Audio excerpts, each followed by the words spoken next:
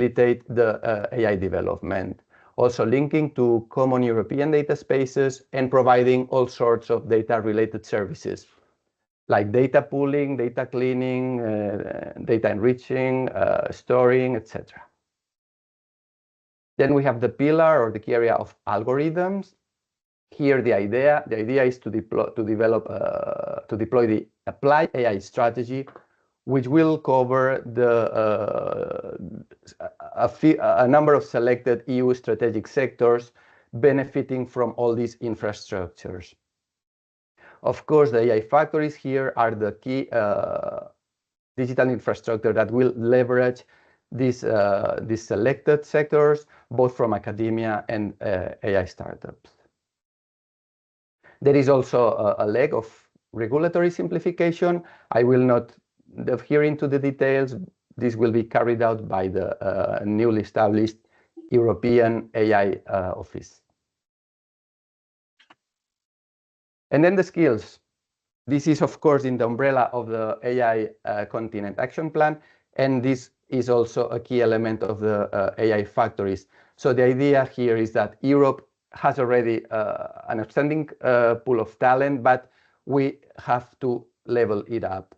For instance, by incentivizing the return of European AI specialists that went overseas to develop their career, to encourage their return, or upskilling and reskilling the current EU workforce. So, AI factories.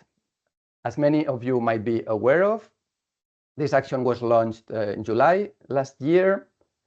So there was an open call. Now we are on the second iteration, so the second wave, the second cutoff date, and so far the EuroHPC has selected 13 entities to host AI factories across 17 member states and 2 EuroHPC participating states. This will involve the deployment of 9 new AI-optimized supercomputers and the upgrade of one of the existing supercomputers in the network. The estimated overall investment, both in supercomputing infrastructures and specifically in AI factories, will reach the 10 billion euro for the current multi-annual financial framework. And of course, these factories will be federated, will be interconnected to the overall EuroHPC network, supercomputing network, and of course establish the collaboration and cooperation frameworks for effective operations. So now into the concept itself. So what are AI factories?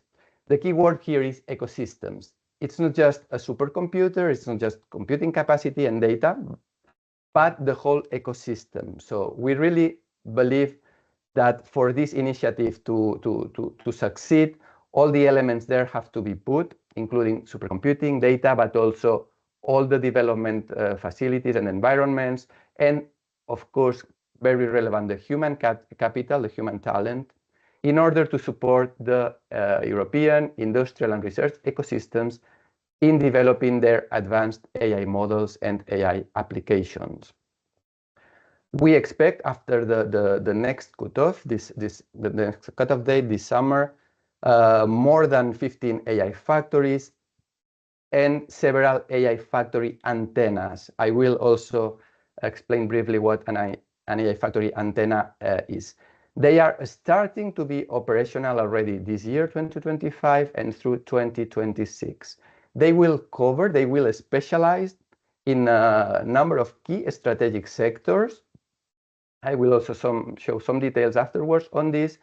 And the largest factories are expected to have around the order of magnitude of 25,000 advanced GPUs. This is a bit the graphical representation of what I already mentioned. So, of course, the supercomputing capacity is there in the core, in the center of the factory, but it needs to be surrounded by a number of key elements: data, talent, programming facilities, links to the cloud, and the specific AI and HPC services for the users. Also very relevant, the links to the external AI ecosystem, including common data spaces, AI artifacts like pre-trained models, etc., that are already up there in the market. Also very important here, this concept of one-stop shop. So we really aim at AI factories covering the whole life cycle, the whole needs of the AI developers, AI users.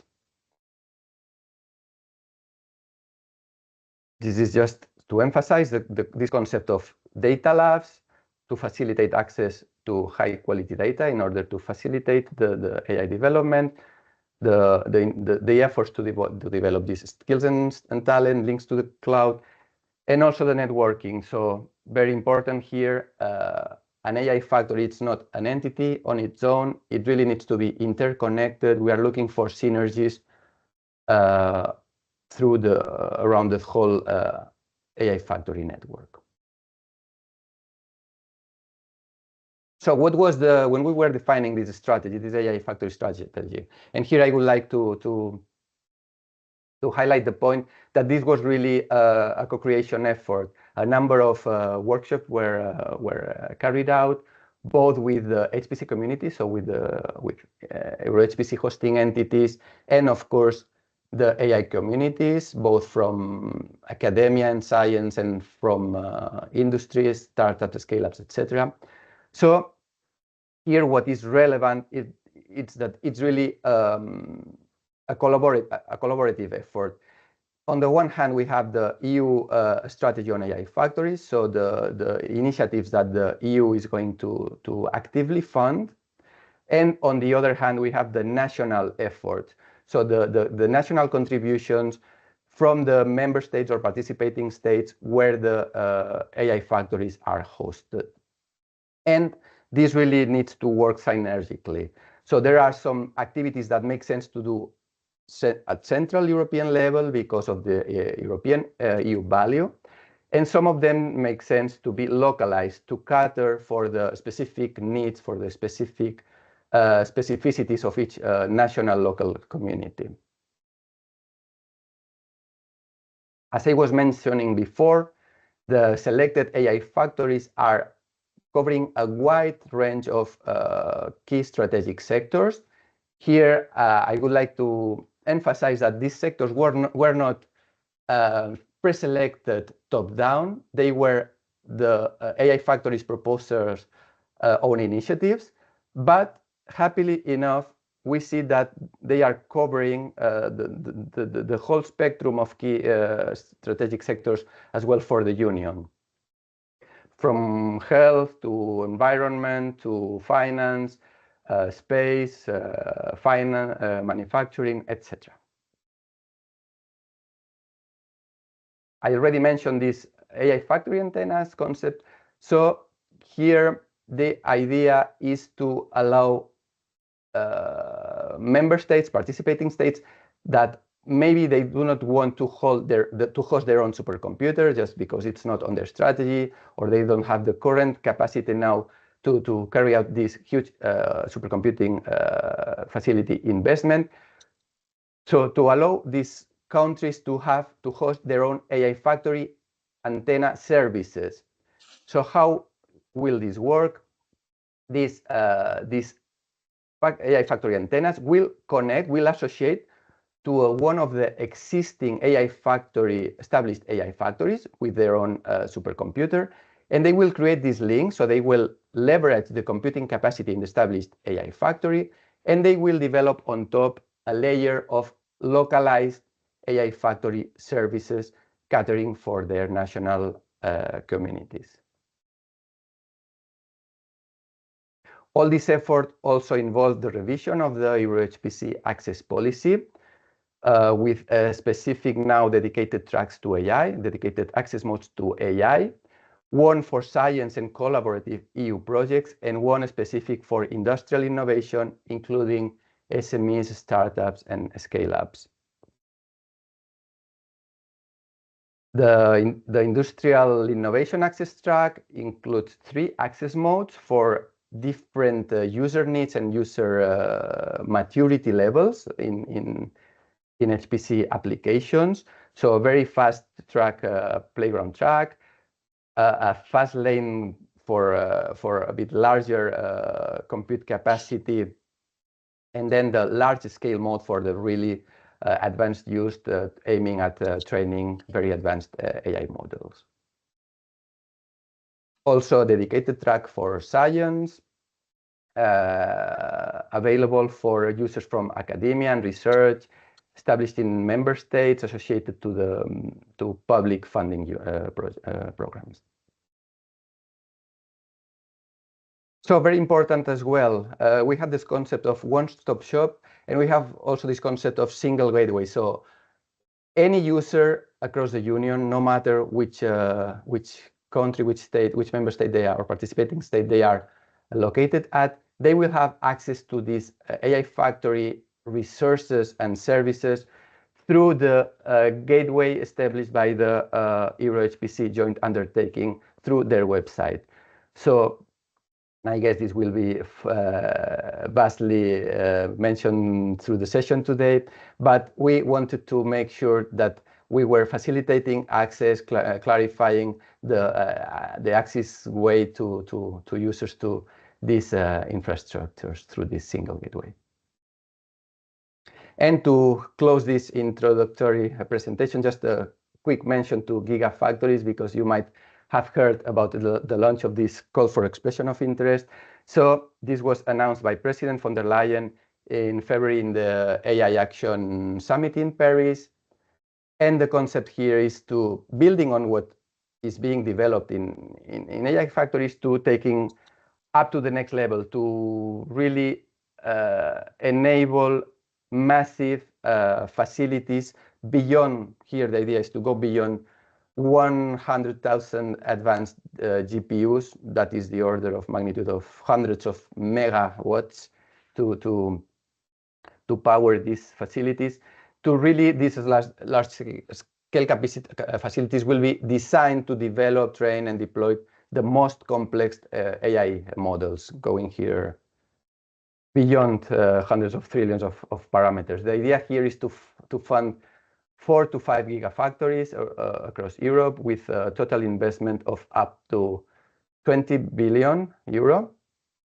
And we really think that this is essential now to enable, to close the circle in this AI continent plan, to allow Europe to compete on the global scale. Here the idea is not to go for purely public initiatives like in the factories, but here, because of the magnitude of the investment, the public-private partnerships are estimated to be necessary. With this, I close my presentation. Thank you for your attention, and over to you, Josephine. Thank you. Javier, thank you very much for kicking us off this morning. It's a really good overview of basically what we're going to be discussing with you all this morning. Just a couple of housekeepings. We've got already a few questions in the Q&A, some of which Javier will be answering directly, some which you may not feel so comfortable about, but we'll answer them throughout the morning, and you probably will get the answer from the different presentations that come through. Can I ask, please, those of you who turn on their AI bots not to do so? We don't like that particularly in this JU, and if we see them, we will turn them off. Okay, without further ado, then thank you again, Javier. My colleague, Vangelis, are you there, Vangelis? Vangelis will now present, he's the head of infrastructure for the joint undertaking, and that will now present the systems. Javier, sorry, Vangelis, the floor is yours. Yes. Hi, there you are. Thank you, Jo. Good morning all. So my presentation will be quick and to the point. Also, already Javier presented lots of concepts and an overview of the systems access. So I will focus on heavy metal. And by heavy metal, of course, I mean our systems. Let me share my presentation. Okay. So without delay, I'm jumping directly to our infrastructure. So probably you're familiar with EuroHPC. You know that we've been building a supercomputing infrastructure since 2019, essentially.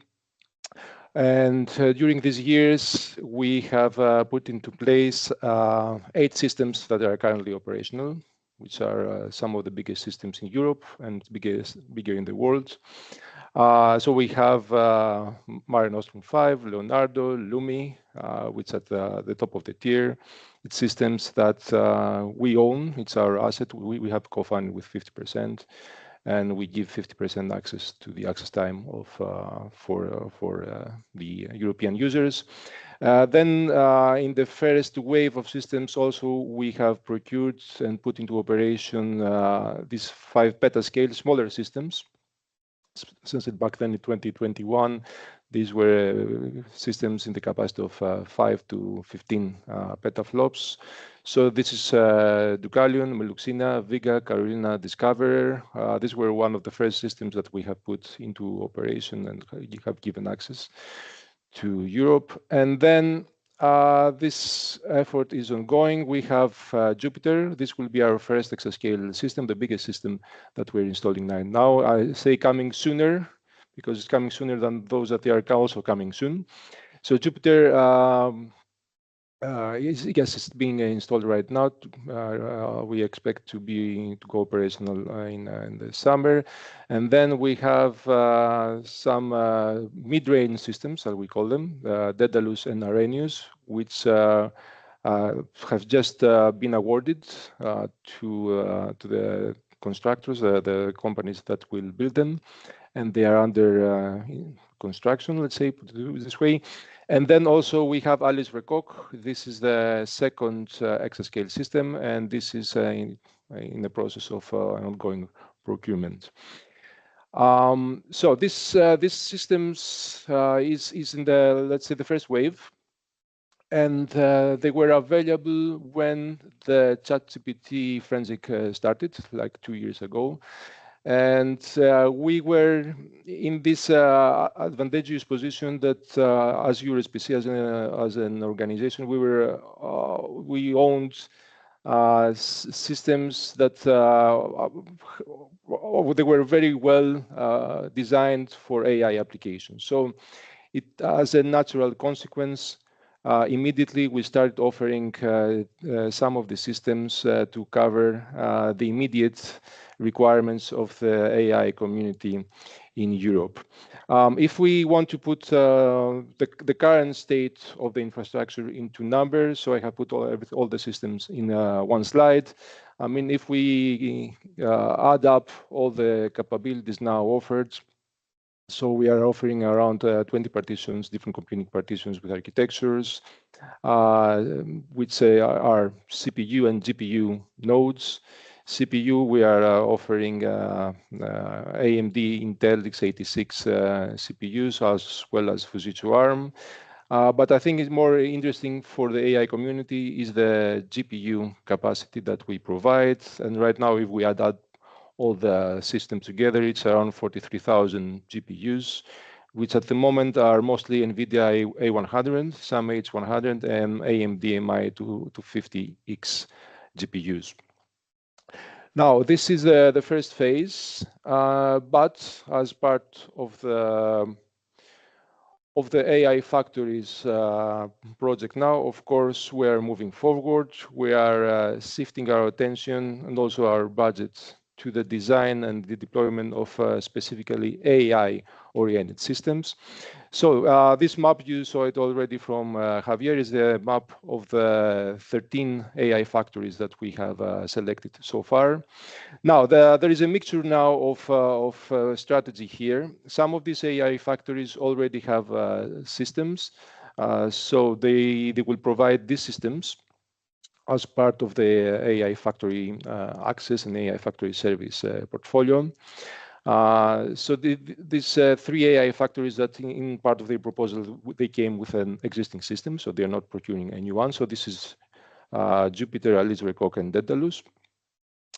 And then there are AI factories that have come. They plan to procure a system.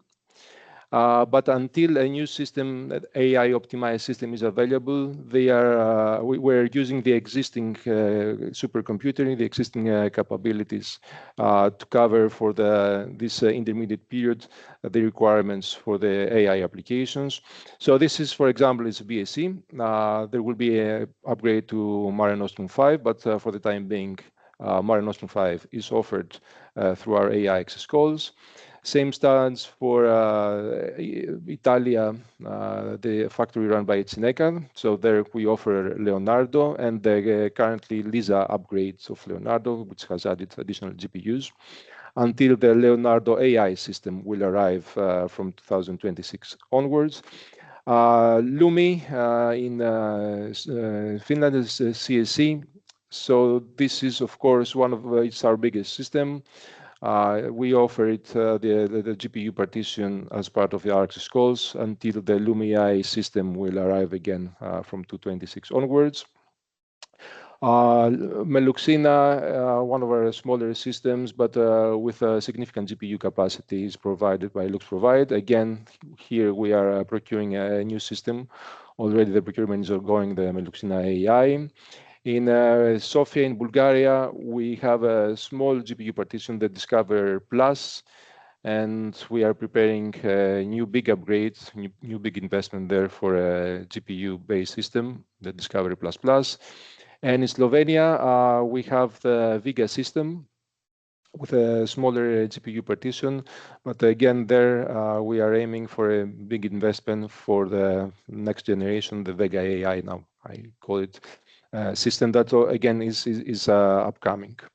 Now, apart from their existing supercomputing centers, partners that we have deployed together systems in the past, there are some new entities that have joined our family of supercomputing centers, and there we are deploying systems for scratch so that we will procure together with a local entity. So this is the Hammer High that will be deployed in HLRS in Stuttgart.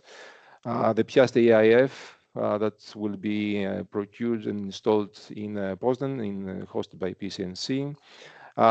In Vienna, we are installing a system for the AIAT AI factory, the Austrian. And also finally, in Sweden, the Mimer AI factory that is operated by the University of Linköping. Although there already we are installing the RN system, there will be a new one specifically designed for AI applications that will, the procurement is also going to be launched for this one. So all this new capacity, new capabilities, we expect to see becoming operational for 2026 onwards. Until then, we will continue to rely on our existing systems and our newly procured system, especially Jupyter and Alice Recoq. More information about all the supercomputers you will find in this link. And later on, my colleague Clara will give you some more information about our access calls and how practically you can request access to use these systems. And with this, I finish my presentation. Thank you all for your attention. Vangelis, thank you so much for that very speedy overview. Really grateful. Lilith, are you ready for your session? Yes, thank you, Jo. I will just share my screen.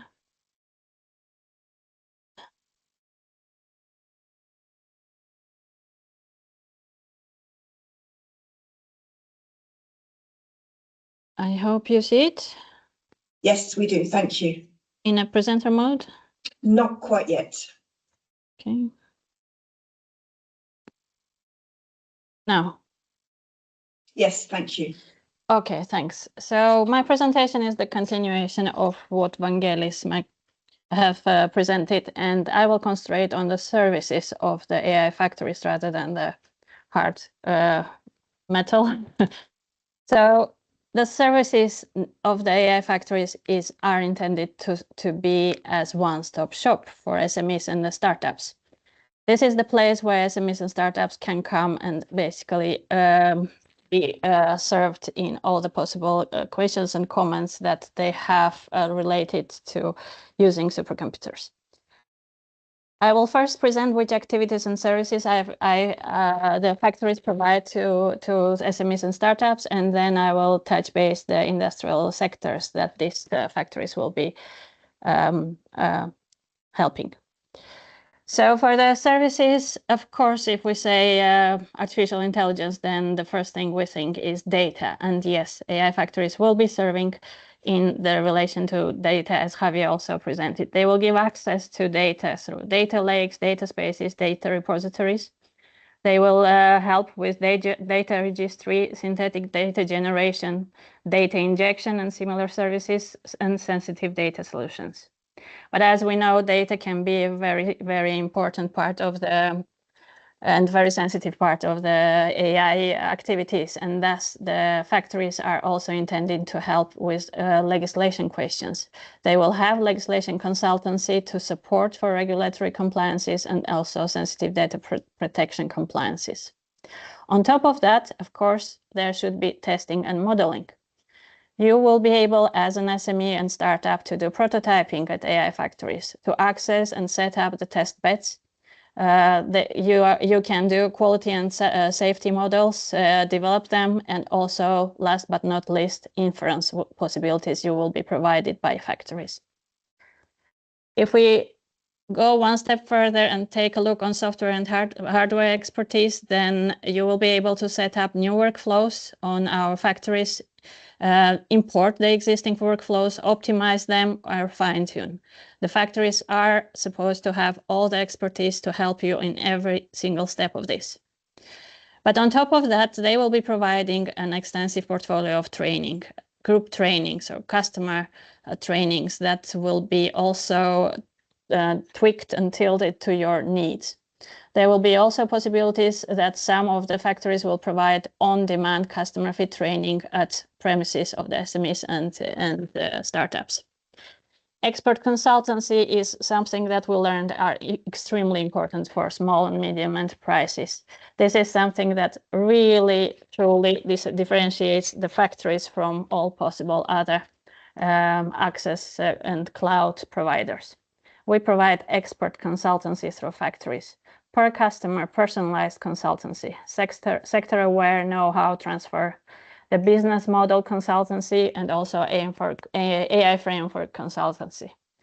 Moreover, you will have a possibility for physical co-working hubs. Some of the factories will be able to provide you the physical space where you can talk to your colleagues from other companies, for example, or the experts or the consultants to come up with even greater ideas and more work possibilities for AI optimizations. Now, let's take a look on the hardware. Yes, you will get access to all the systems that Vangelis mentioned and listed and even more, but what you will get on these systems? There you will get a sophisticated hardware and software environment. In difference to the currently available machines, the AI factory machines will be specifically adjusted to AI needs. So you will get shared and/or parallel file systems. You will get non-volatile memory, express possibility storage, or data handling on nodes. Shared memory, petabytes of storage, as well as a scalable objective storage. And please note that some of these attributes that I'm listing now may not be available on all systems, but many of the systems will choose one or the other possibility or even both possibilities for providing these services. The containerized environment is a must in this AI environment, and then including also software stack as well as the virtual machines. Hierarchical checkpoint possibilities, something that has been flagged very important for AI, and of course cloud access and or Slurm, depending on the AI factory. Kubernetes environment for training, different data access methodologies, for example, as S3, and also InfiniBand and or Ethernet connections. You will have access to the software, a secure software environment, multi-tenancy, and finally inference environments. And especially the last three are important for sectors like health or sensitive data, or the sectors that require sensitive data access and training. So which sectors will be addressed? In principle, every possible sector, even sectors that have never been able to use supercomputers up until now. Sectors like low-tech or agriculture or fintech. These sectors are new to HPC, and we are going to enable through AI Factories environment that will be very close, very familiar for them to use AI Factory supercomputers. Here I list some of our AI factories that already started to create their image, their logo, and their websites. You can already access some of them and read the services they are providing, and the others are getting started, so just keep tuned to learn more about them. And finally, I would like to show the table of the sectors they are now serving, and you can see the countries that are serving different sectors, and this will be filled in with upcoming factories, and more you will see. And all this information you will also receive on our websites that Joe will present after me. And as already my previous two colleagues mentioned, there is more to come. The calls are open on our web pages for the AI antennas and also for future AI factories. And you can just go and apply if you wish that your country will be an AI antenna or host an AI factory. And with that, I would like to thank you for your attention.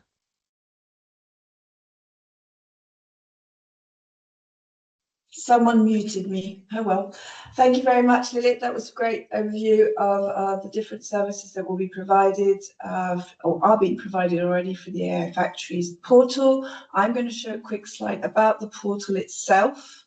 Have you already showed it a little bit? And I'm going to ask my colleague Maxine if she's out there to show us the portal, please. Here it comes.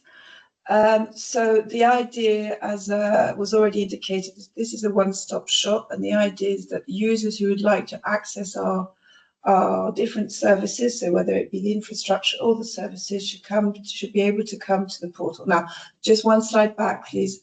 The first thing, if you are interested in one of the services, is to look at this picture and work out which country you would like to access our systems and the services from. As you can see at the moment, there are 13 countries that are ready and waiting, but actually there are more than that, because, for example, the Lumi system is made up of a consortium of 4 or 5 different countries. So, for example, if you're if you're Danish, you can go to the Lumi system, and if you're, for example, Turkish, and I see there's a lot of Turkish colleagues on the line today, you may want to go through the Barcelona supercomputing system. So that's the Spanish one, for example. So have a look at the different AI factories when you go onto our portal. Have a look at the different services that they provide, and then click on that, and then that will show you to the next slide. Next slide, please. Thank you. So what happens is you will then get onto the portal. So you will get onto the gateway to access our AI factories on our website. That will take you to the portal with the picture with all the different flags. And then you then go from so say you choose the Italian Leonardo AI factory, you will then click on that, and that will take you to two areas. One is the services provided by the different countries, or it could take you straight to the AI Factory access calls. And Clara, my colleague, will talk in a lot more detail about the different calls and who's eligible, who isn't, and how you go about applying for a call. Or you could simply just want information from the joint undertaking, in which case you click on Help Desk AI Factories, and you put your question in, and we will then be able to answer your questions directly. So I really invite you. This is basically the message of this part of the presentation: is while you're listening to us speak, go onto our website and have a look and play around with that. And here is the link to our website. If you want, we'll leave this for a couple of seconds so you can actually click on the QR code directly from your laptops, hopefully wherever you are. And hopefully that will take you, if you don't, take you to the AI Factory portal. And then from there, you can start having a look around while we speak and present you the other activities. Okay, that's what I wanted to say on the portal. We are answering your questions as and when they come. if we can answer them. If we can't answer them, we won't. Simple as that. And you know who you are if you've asked that sort of question. We are now running 15 minutes early, which is brilliant. So thank you very much to my colleagues for going so fast. I'm going to keep going because I'd like to ask, and I would like to ask Clara, if you're there, to present, give us more information about how to apply access to a supercomputer and an AI factory. Thank you, Clara. Hi, thank you, Joe. Good morning, everyone. Okay, let me share.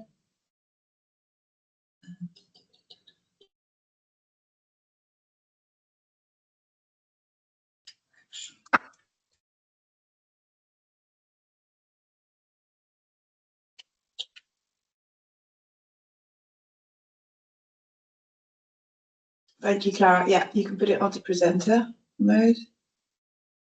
See? Yeah, perfect. Thank you so much. Correct one? Actually, that's the version we could, yeah, we can, this is your version, but it doesn't matter. Yeah.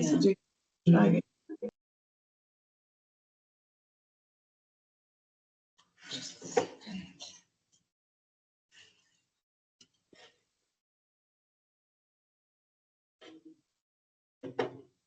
So while Clara's doing that, can I just remind you that if you've got any questions for Lilith or Vangelis, please put them in the Q&A section, as you can see at the top of your screen. And yeah, and we will continue now with Clara. Thank you, Clara.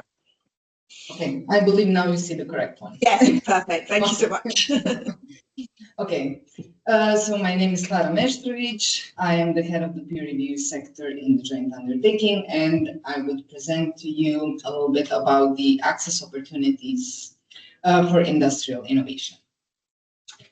So somehow I wanted to present a full circle of what we have. So before it was mentioned also by Javier and as well Vangelis that we procure these machines, we procure infrastructure, and in this context, we are mentioning AI factories, and why we procure them in order to provide access to users. How we provide this access is via different access modes that cater to different needs of users. And in order to ensure fair access, we have an established peer review process per different access mode. So this was as well already mentioned, but I wanted to highlight somehow the full opportunities that we provide as a joint undertaking. So we have calls for traditional HPC. So these 4 calls have been running for several years now.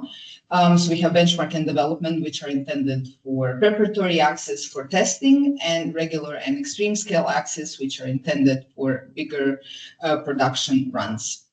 Then besides the traditional HPC, we have now introduced something new, which is the calls for AI applications, which we are referring to as AI factory access calls. In this case, we have a call for science and as well for industrial innovation. Within the AI for science, we have the AI for science and collaborative projects access mode, and the AI, and for the industrial innovation, we have 3 access modes, which is playground, fast lane, and large scale.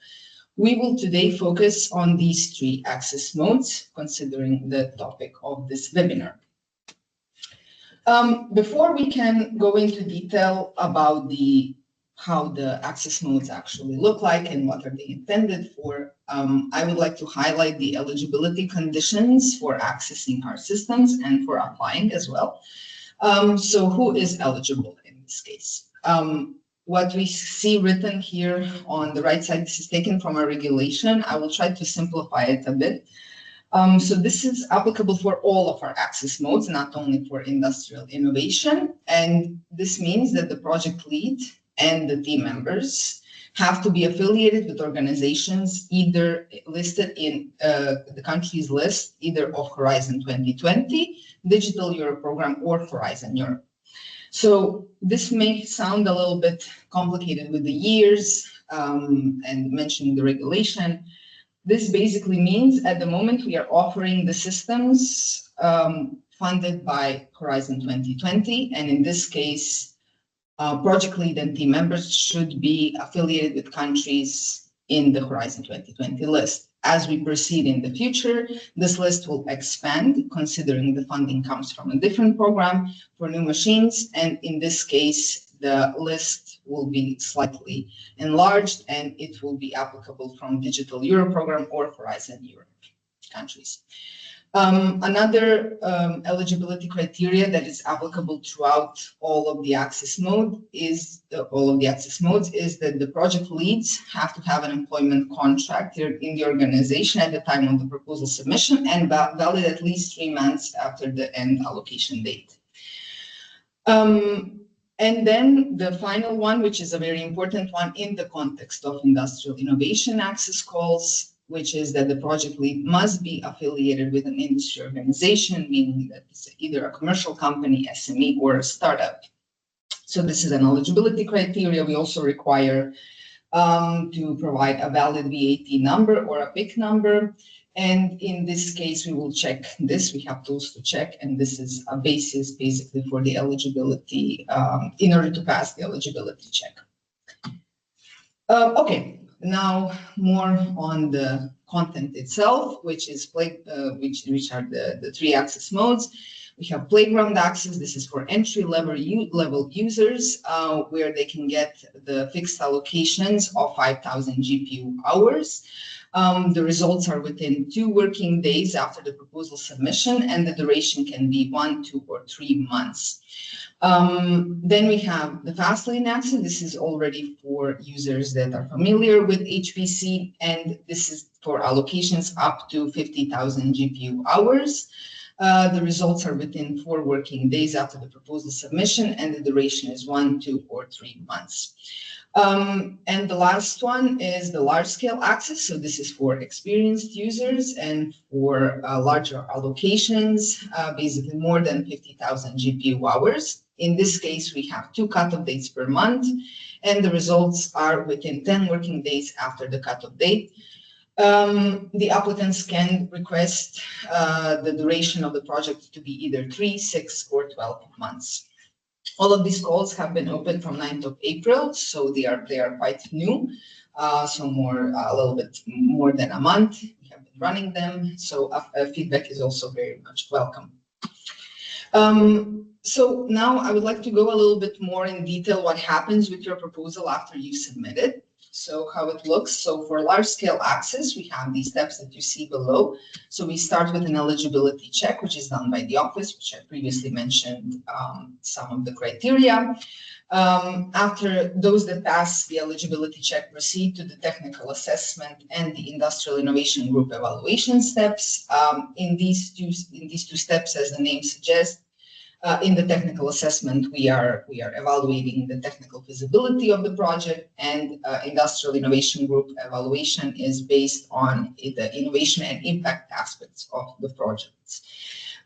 We then receive the ranking list of each AI factory of the proposal submitted into their system and evaluated, and we present these lists to our executive director for approval. After this has been completed, we communicate the results to the applicants. For fast lane access, this is pretty much simplified. So we have only the eligibility check and the technical assessment, and the same goes for playground access, also eligibility check and the technical assessment. And after the successful technical assessment, the applicants are notified about the results and can access the system if they are successful. Just to mention that the technical assessments and the industrial innovation group evaluations are executed by our AI factories. So a little bit more on the available resources. Mind you, we are still updating the website with content as we go. And this is something that is now still pending, if I'm not mistaken. We are, so some of these numbers are approximate. But we would like to highlight maybe as a heads up on what is going to be implemented. So you can see the systems that we offer at the moment for this AI factory access calls. For playground access, we have all the systems listed here. So Vega, Meluxina, Discover, Lumi, Leonardo, and Mare Nostrum. And you can get, as mentioned before, 5,000 GPU hours fixed allocation. For fast lane access, we offer our pre-exascale machines as well as Meluxina GPU. And here we have already some limitations. We have a minimum and a maximum request for this access mode, which is the same for all the systems. And large-scale access, we offer at the moment only the pre-exascale machines. And here I would like to highlight this GPU hours maximum per month. So this is because we have taking into consideration the usage of the systems, so the real usage of the system, and basically that the duration of the projects can vary from 3, 6, or 12 months. And of course, it's not the same if a larger allocation is requested for 12 months and for 3 months. So basically, this is a rough estimate on what should be the maximum per month request. And this is how you would then calculate the overall request. Okay. Just for your planning and how will it look across the year. So on these 3 access modes, so we have playground access and fast lane access that is already mentioned. They are continuously open with no cutoff date, so it's very easy to have access. And then we have large scale access with 2 cutoff dates per month. So this is the current status of the upcoming cutoffs. So 30th of April, we already closed this cutoff. We awarded the project submitted. We are currently evaluating those that have been submitted now until 15th of May. And we are now receiving proposals for the cutoff of 30th May. And you can see the planning for the rest of the year. So I would like to end on the line of providing some guidelines and advice, some coming from the previous experience with calls for traditional HPC, and some are coming now within this month that we could gather. So we would like to highlight, as I already mentioned, that we will still update our website with content. Do pay attention to the JU website, and Joe also presented very nicely how does it look. So do pay attention for any updates. Do also pay attention for the eligibility criteria, organization country, and organization type in case of industrial innovation. Also provide a valid VAT number, because this is something that we indeed check. Considering, as this is now mostly for large-scale access, considering that we do not have a separate document that you need to fill in as a proposal, so everything is in the online forms. Do fill in the forms with all relevant details as well for innovation and impact, and provide justifications for your resources requests, so the experts that evaluate the proposal can be informed well, basically. Then the second one regarding the team members, this is not a limitation, just highlight that we saw in many cases that we have a lot of team members listed. So we would just like to kindly ask you to limit this to a considerable number. Then in order to ensure that the codes can run on the system, the applicants are definitely advised to test their codes via the playground access. And then the one maybe that will not be the most popular, but it is very important to note, considering the numbers of users on our systems, we would kindly ask the users to plan the resources usage carefully and to try to have homogeneous usage throughout the allocation period. Yes, of course, it's not helpful if you get an allocation, you are not using anything for 6 months, and then on the last month, you decide to use up everything. Of course, this is not helpful neither for the supercomputing center nor for the project. So we do emphasize on this one quite a lot. Then take the provided feedback from the industrial innovation group as well as the technical experts into consideration.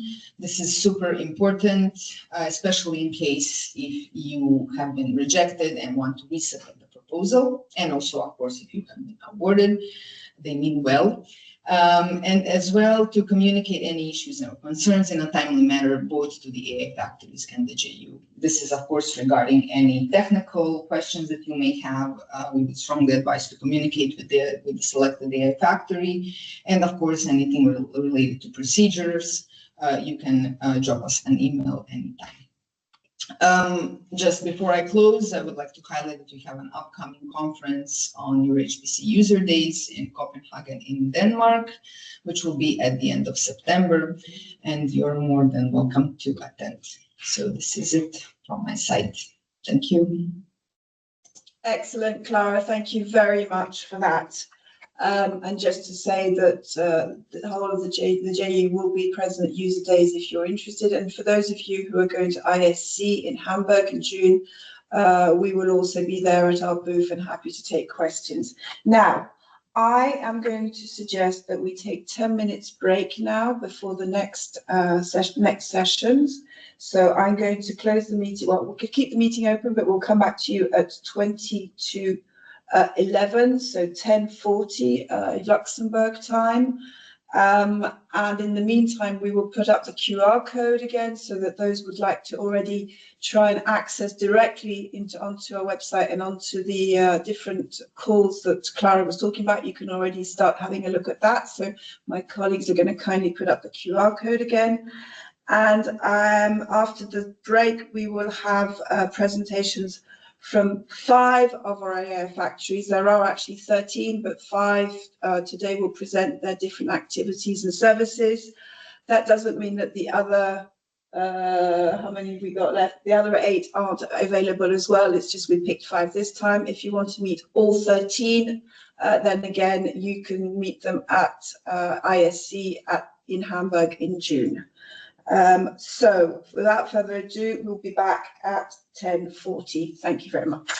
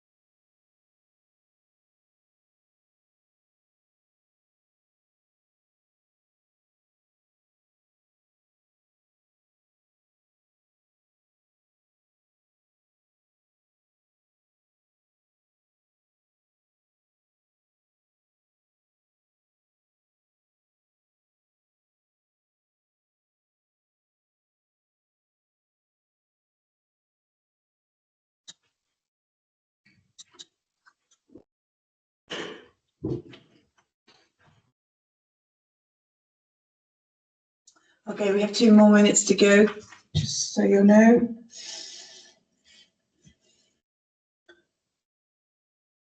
So while we're waiting, share my screen in the meantime, Joe? as we're or saying, wait? Laura, if you're ready to share, then we can already get that going.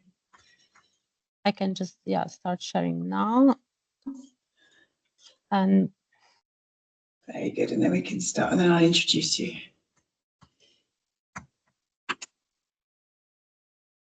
Can you see it in full screen? Perfect. Yes, thank you. Okay. So 2 more minutes. I hope everybody's had a chance to grab a coffee or a cup of tea. And we let everybody in. So while I'm waiting, can I remind everybody, please no AI bots on this call.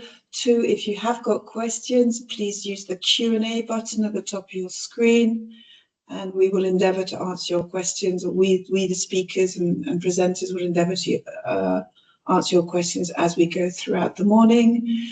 This session will be recorded and will be posted on our website, and the slides will also be available on our website.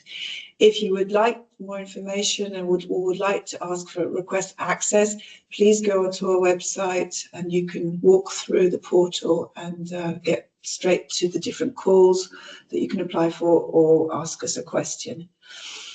I'm now looking at the time. It's exactly 10:40. So Laura, I'm very delighted that you could join us. You've got a big day today, launching the AI Factory in Leonardo in Bologna, Italy. Laura, please, you have the floor. Thank you so much. Thank you very much, Joe. And it's really a pleasure being here. As you heard today, we have the operative kickoff with all the partners, and so I'm happy to present you today the Italian AI Factory.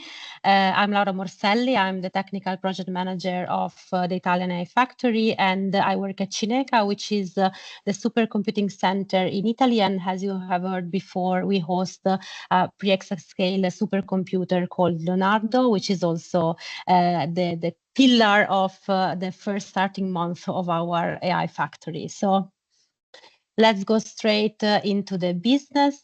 So what type of services and what type of audience we wish to reach with our project.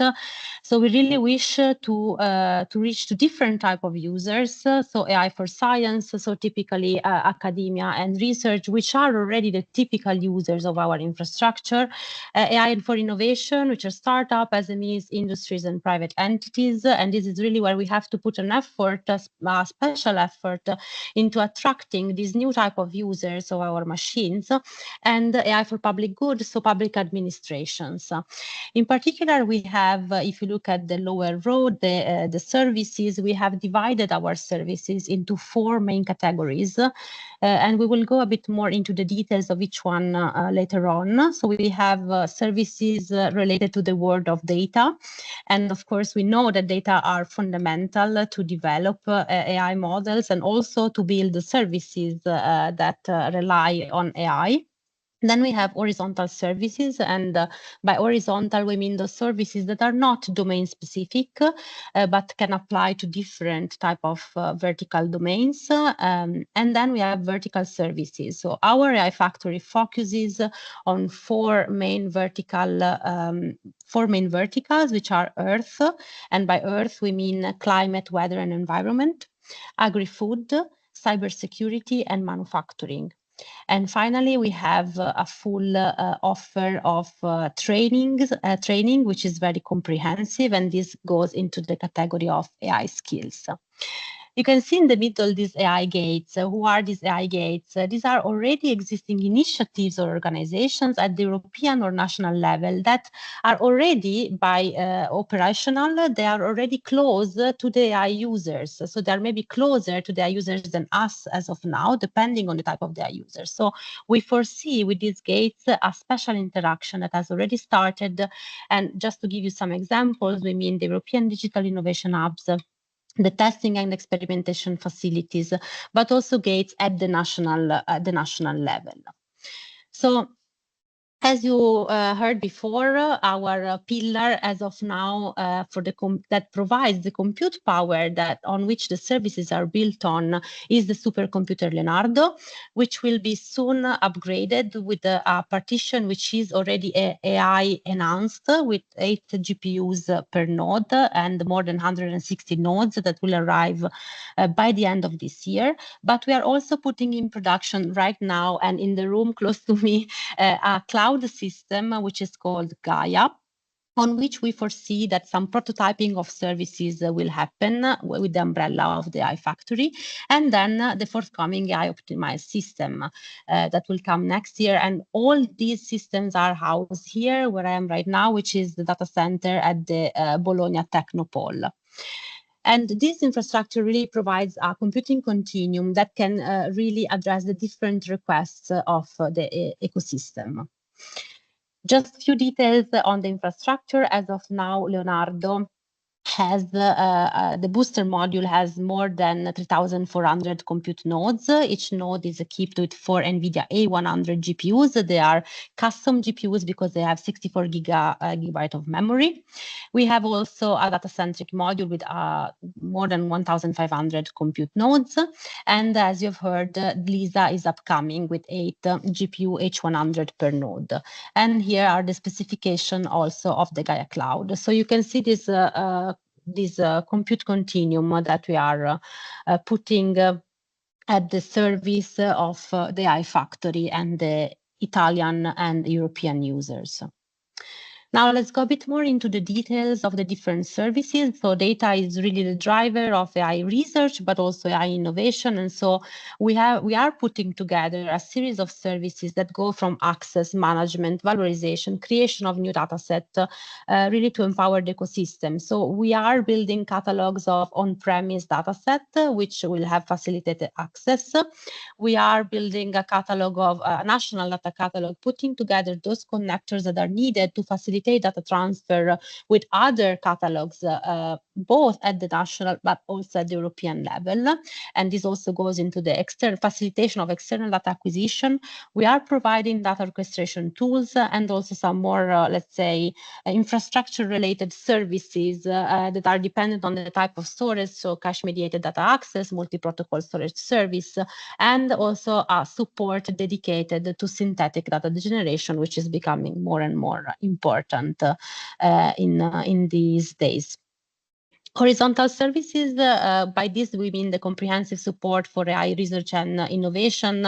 For example, high-level support for developing AI on HPC, and this goes from the support on pre-training, continuous learning, domain adaptation, fine-tuning, building, retrieval augmented generation services or pipelines, doing model compression and optimization. If you then have to go for inference on an infrastructure that is different from the one where you have done your training, agents, and more.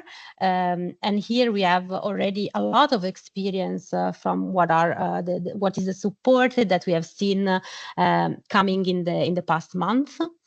Of course, we foresee the fast deploy. We want to support the fast deployment of AI frameworks and pipelines. We are working to on-premise model hub so that the transfer of the checkpoints of models, at least the ones that are more commonly used, will be avoided. We are providing federated learning as a service, but also services related to testing of models. And testing goes from stress testing them for prototyping for inference, A/B testing, but also security assessment related to regulatory compliance. So there will be a family of services fully dedicated to support for regulatory compliance and access to regulatory sandboxes that will go really from compliance by design, so at the designing stage, till the inference and production phase. For vertical services, as you heard, it's AI solution and support to accelerate research and innovation in 4 sectors. And for these 4 sectors, we do internal development of large-scale sector-specific open source models that will be released to the ecosystem. We will also do management of high-quality sectorial data sets that are compliant with European regulation. We will do refinement and development of services based on the large-scale models that will be developed, and also support the users to do development of customized AI services on these 4 verticals, and in general, the support to develop services on these 4 domains. For example, if a user is looking for a dataset and doesn't know where to look for, we will support on that. And finally, we have the training. It's a comprehensive offer that includes the setup of a learning platform, while the users will find, for example, live remote sessions, pre-registered courses that the users can do at self-paced speed. We will organize hackathons, face-to-face courses, advanced schools for different type of users. We will also provide internship in the organizations of the consortium, live question and answer with the experts, and so on and so forth. So we are putting together a very comprehensive offer. So I really have few take-home messages. So what is new is that we have new opportunities available for SMEs and startups to access AI-optimized HPC resources at the national and the EU level. The European calls are already open. For the national calls, that will be open very soon. We are working extremely hard for that, and we are targeting the beginning of June to open the national part of our supercomputer, which is split 50-50. Developing AI models and AI-powered services will become easier thanks to this comprehensive ecosystem of tools, infrastructure, and also expert support.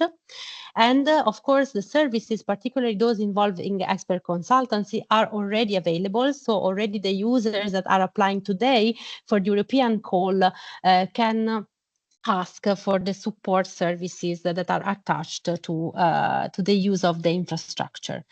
So as of now, you can follow us on LinkedIn. We have a courtesy page that is ready. We just need to really fix a couple of things. I hope it will be already online today, and I'm sorry that it could not be online already for this webinar. But you can follow us on LinkedIn, where we will post all the updates. And this is the list of promoters, other participating member states that were together with Italy in the funding for the new infrastructure, and also the partner of the consortium. And I thank you very much for the opportunity to present.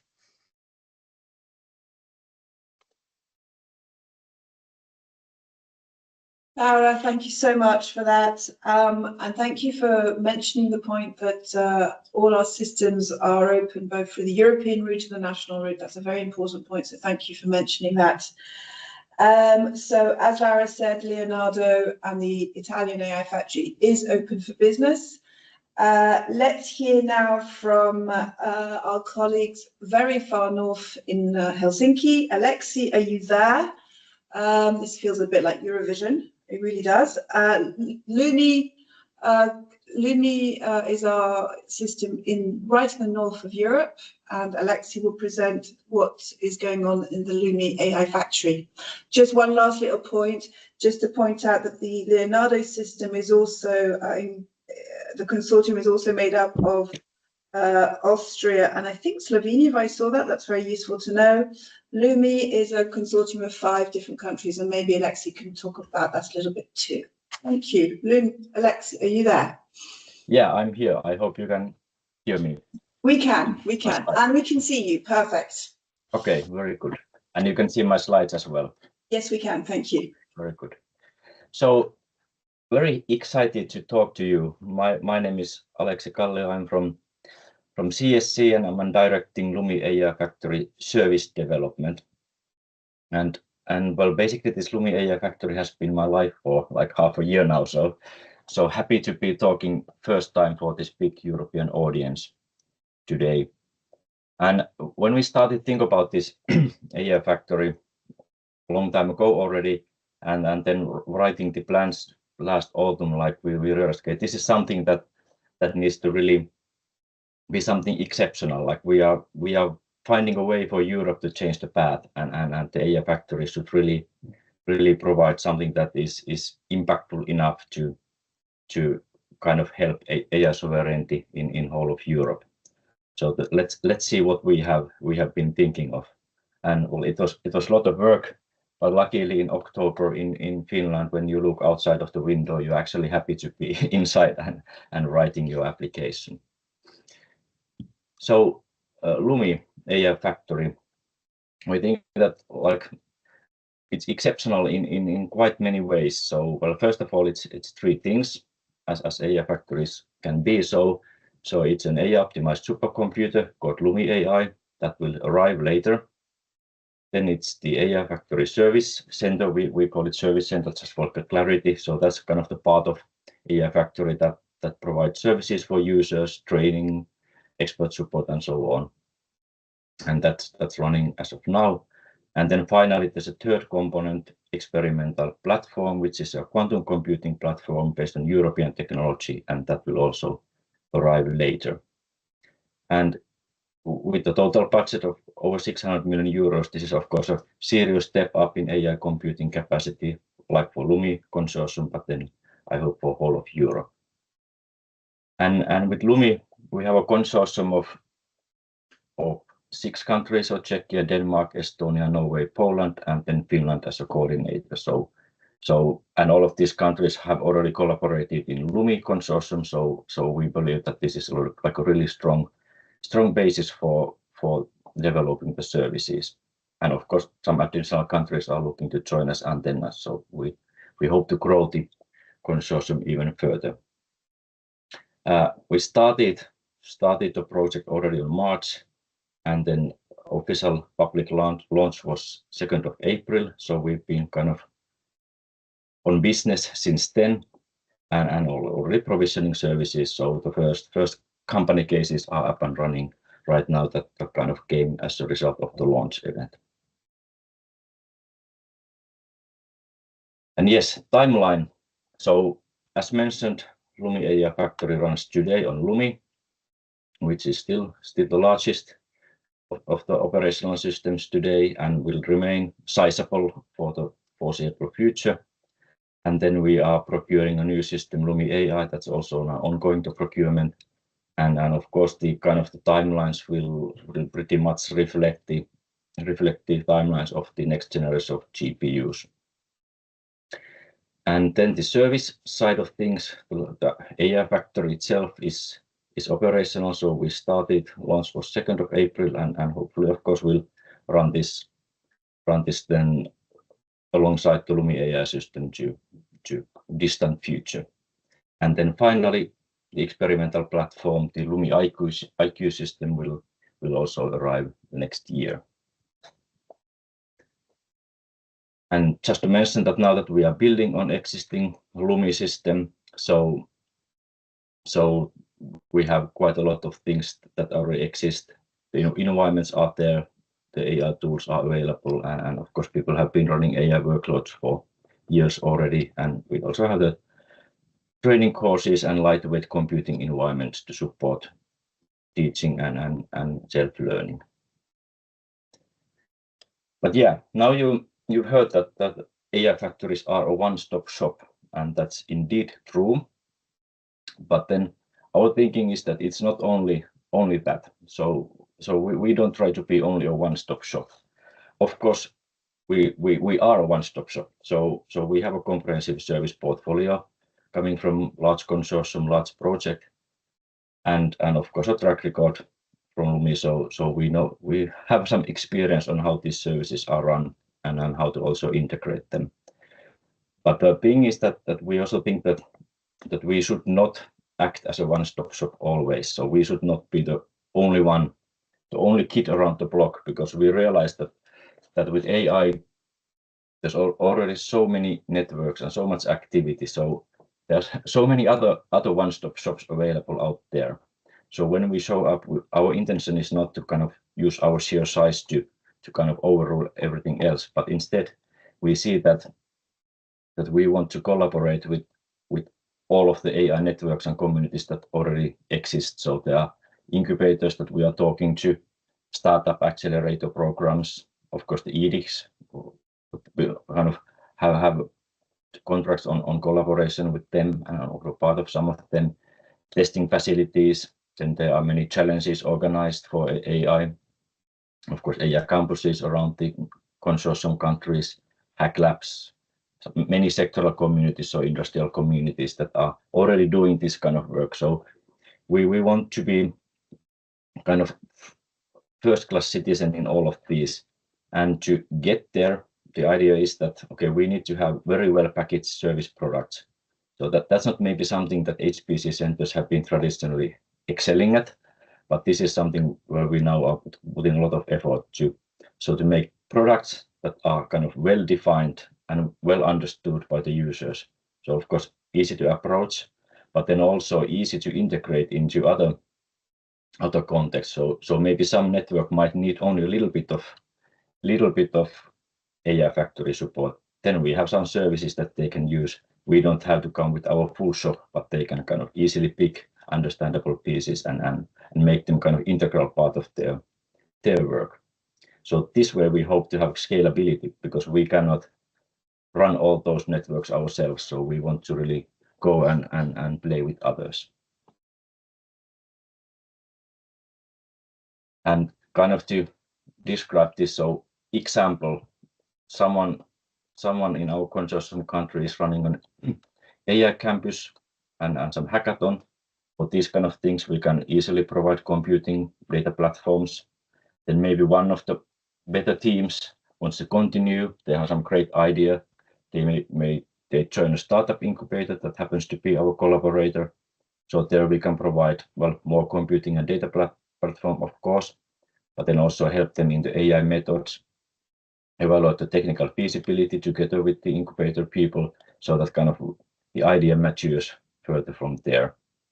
And then maybe a startup company set up to create a minimum viable product.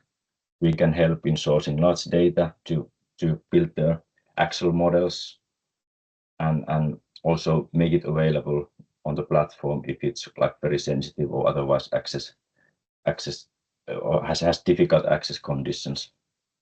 And then finally, maybe the company joins an accelerator program to really get into the market, and there we can then help with consultation efforts on the technical questions like scalability, compliance questions to help them get to the market. So this is the idea that we will hopefully show up throughout the kind of path that the one idea, one group of users might take when they work with different AI networks and communities. Then about services. So of course the services are wide and many, so I will not go into much detail. They cover compute data and talent as AI factories do, and there are some extra efforts to maybe pinpoint something that would have a special value in European context. So services for talent, we of course run the training online on site, consult on AI readiness of the companies and users, have starter packs, run interventions to kind of help AI adoption in companies. Then we do have a co-working space, and the idea is that would be especially interface to early innovators, so like students and early phase startups like that are really cannot put much effort into it, but can show up in a co-working space and be helped in there. And then we are also part of the regulatory sandbox work, so trustworthy AI and compliance are something that we consult also on. And maybe one specific thing here is that the training program is organized as a modular training program, building on one existing Nordic collaboration on this kind of training regime. So the idea is that for many things we go training first. We have a modular training program that can be easily integrated into some network or some community, and then some part of that comes from our side, and then some from their side, and this way we can kind of scale up the training activities, because as you know, training is not always so easy to scale to larger numbers of participants. Then another side of services is the data. So there we run on rich data environment, so cloud-like environment, data catalogs, data space integration, and then also support team for data, so helping on the kind of administrative things, data access, negotiating data access if needed with data owners, helping in the compliance side, and then also on the practicalities like data wrangling and other not so exciting topics. And of course, here the idea is to really build on a European competitiveness and European assets by having solutions for sensitive and confidential data, because data we have in Europe and in all countries. But then now the question is that how do you bring that to HPC, especially if it's about medical data? And as our consortium partners, CSC and others, have been building these sensitive data platforms for a long time. So here we are really basically bridging the gap and bringing these sensitive data environments to really large scale HPC. Another thing to mention is datasets as a service. The idea is that we provide some datasets, those that are really worth it. So high impact datasets, exclusive, not available otherwise because of the big size or because of the access kind of restrictions. So have some datasets that really are important enough for users to come to the data. And then finally, streaming data support is also important addition, as we are working with topics like 6G, edge, autonomous vehicles, and so on, which are some of the actually the European also competitive edges are found on here, and it's important that AI Factory is really also connected to these ecosystems and these industries. And then finally, the computing side. Of course, here we are looking for really large scale, so globally leading AI computing platform, and the globally leading meaning that we have the largest budget and also effective operational costs. So we really hope to have a platform that makes a difference and maybe kind of approaches the gigafactory scale of things, helping those European projects that really need really large capacity, like Open Euro LLM, the language model project that we are also involved in. It's offered shared or dedicated depending on the need, and of course supports confidential computing, has the machine learning operations environment, cloud integrations, APIs, fast lanes for startup companies to get access to big capacity, and then integration to AI regulatory sandboxes. Few picks. So AI inference service, we see that this is very important for future AI, like not for the production only, but also for development. So much of the model building nowadays, when you talk about the frontier models, involves some kind of feedback, and an AI inference service is needed to run the inference side of things. So this is important to be kind of up to speed also in the next wave of frontier AI models.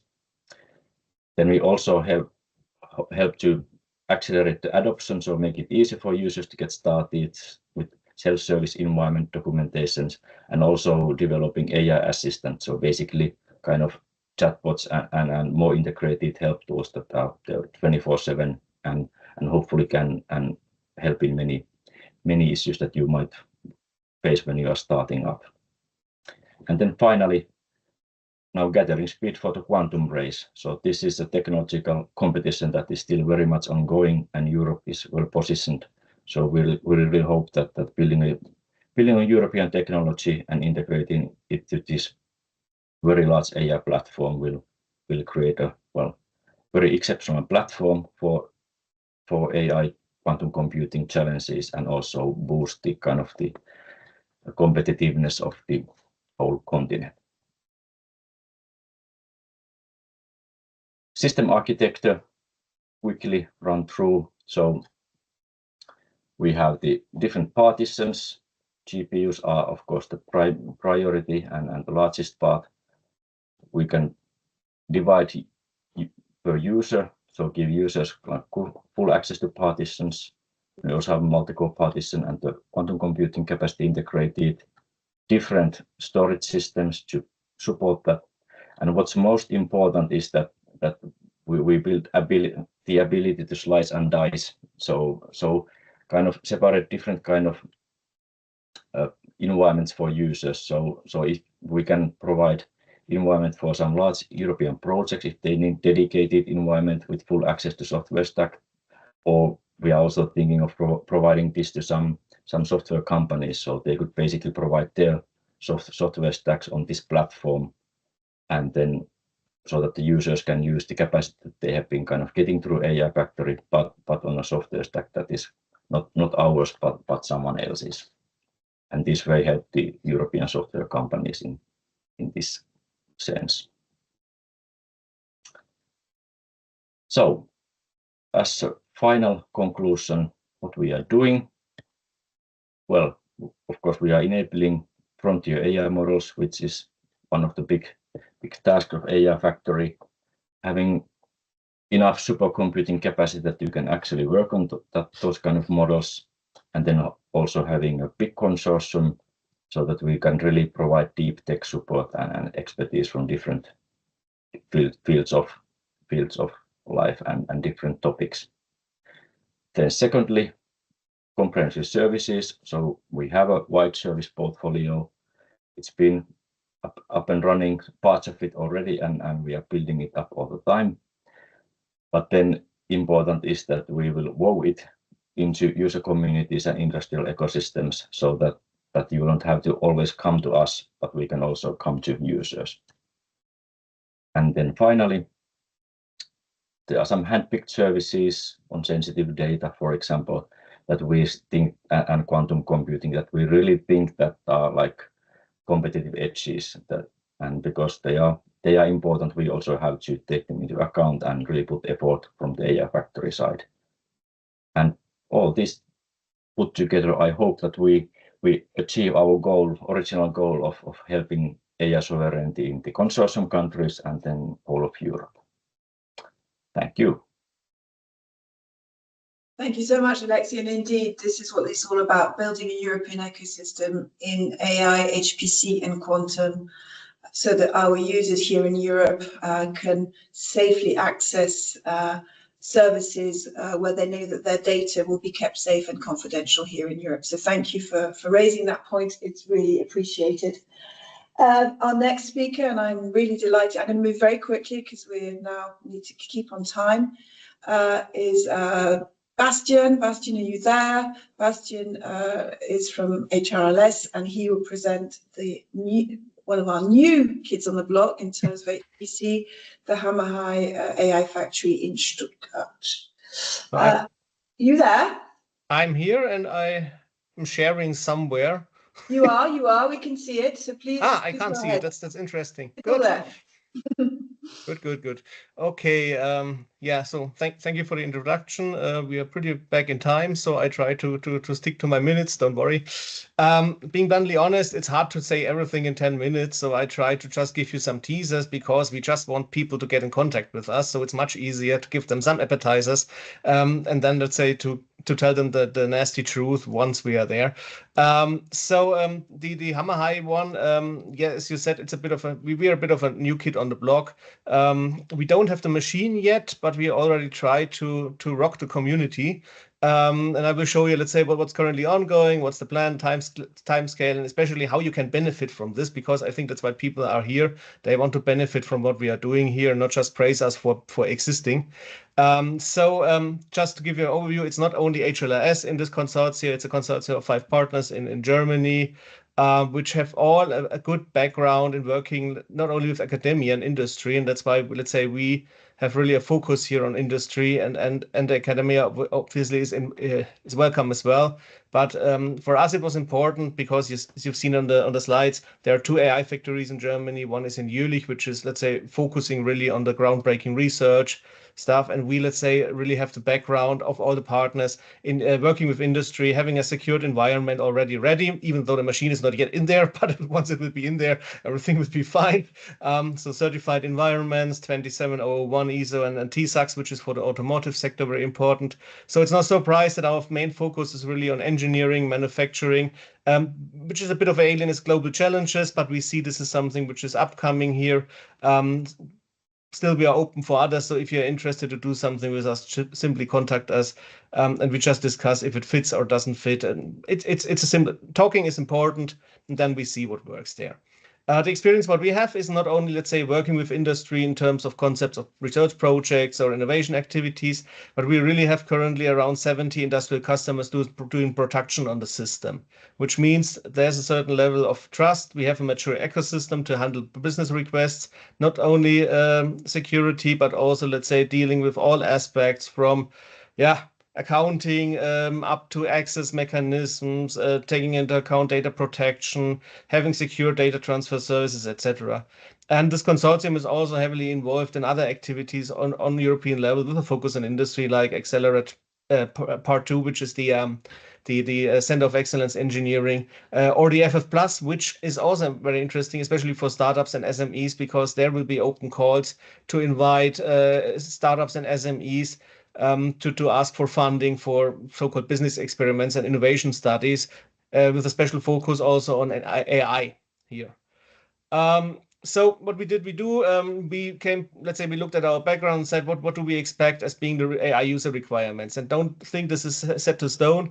It's a starting point. For us, the important part is to interact with the users. So once we come, let's say, work with the users, we will identify new things which we did not probably think of, so we will realize them. But we want to be user-driven. This is very important. But let's say from our experience, we've seen that we have, let's say, some tasks on fine-tuning of pre-trained models, which is very important. Not the big training as a whole. Obviously, this is of interest as well. But we see industries also, in many cases, happy with having, let's say, a fine-tuning of pre-trained models.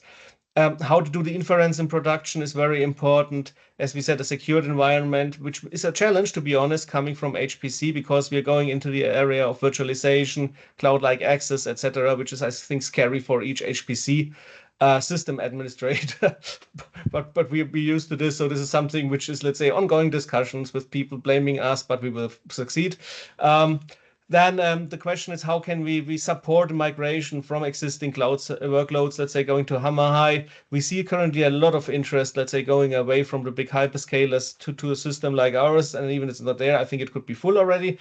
And we foresee that obviously we need the extended user support, and not only looking at, let's say, what happens then on the machine, but really having the whole life cycle. I come to this in some seconds. And onboarding of companies is, let's say, one thing we are very experienced in and very important, because it's not like here you have it, good luck with it. It's really we have to discuss and interact with the users. So this is the support services, and to be honest, it's too much to tell you everything here. But what you see here is that we say we have different kind of users. Some of them need digitalization, some are digitally ready, some are just ready to use it, some are ready immediately to use it. And we really want to address all of them. So in case you have no clue really how to do that, you're at the same point, right, as somebody who says, oh, I would like to test your resource A because it's very interesting for us to see this technology, but we know what we are doing. So from all sides, it's very important to be here. Data source identification is very important, all the data aspects there. We are working on setting up, let's say, mechanisms how to be able to at least anonymize industrial data, which companies are willing to share. So we're currently discussing with some partners outside of the consortium already, first onboarding aspects, etc. And important will be that each user and each commercial and non-commercial user will get assigned from our side a dedicated person. We call this concierge service that really accompanies them. So you're not left alone. You're not left alone with FAQs and finding something. We want to have the personal interaction here, because this helps a lot.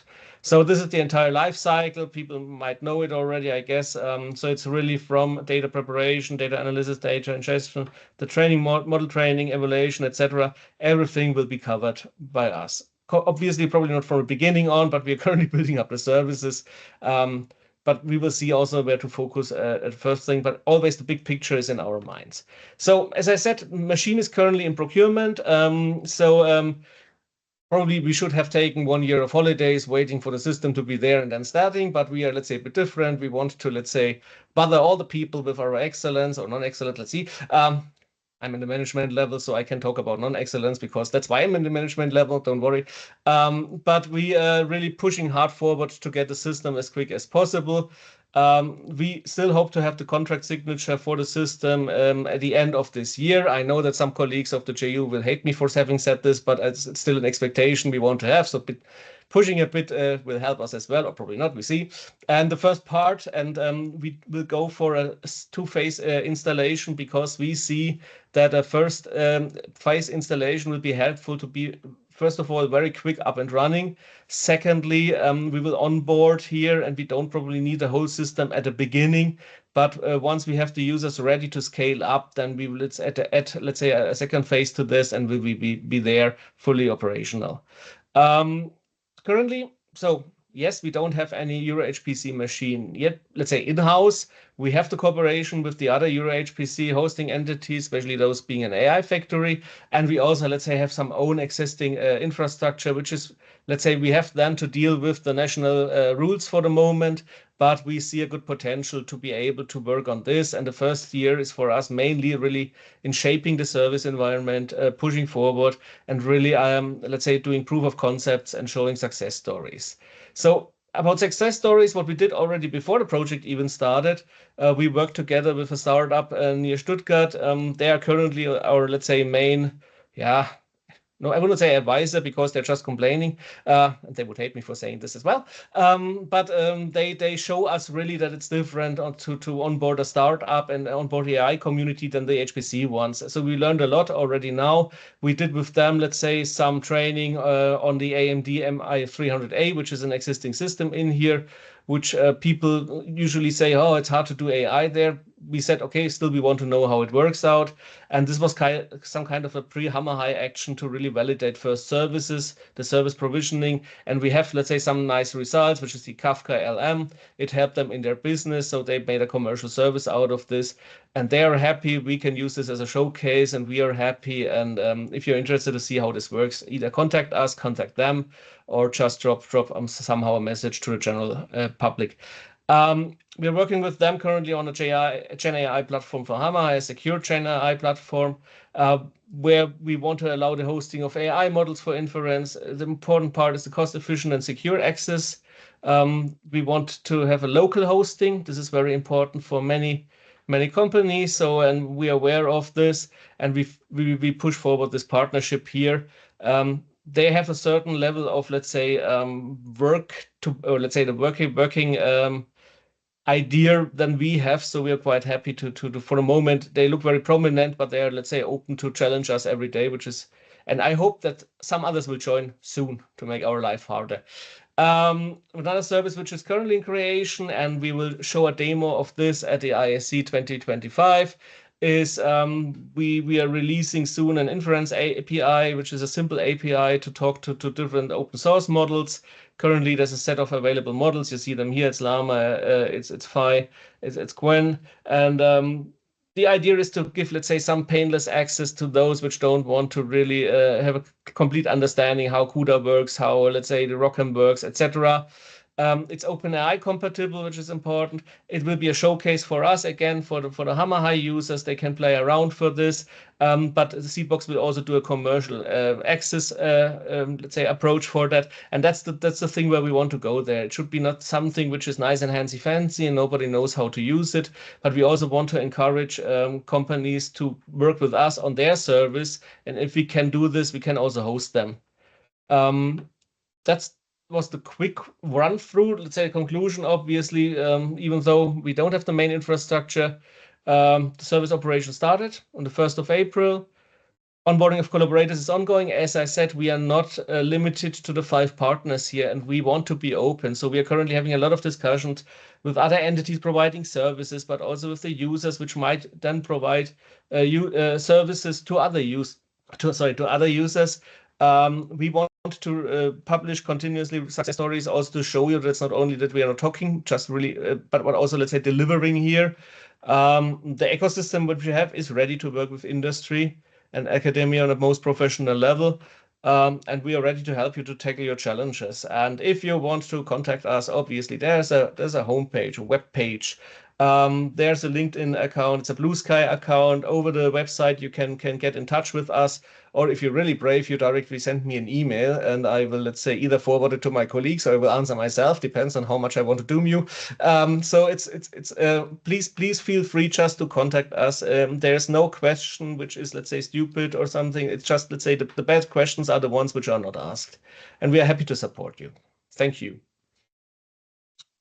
Thank you so much, Bastian. Thank you for giving us a snap view on the services to come at Hammer High.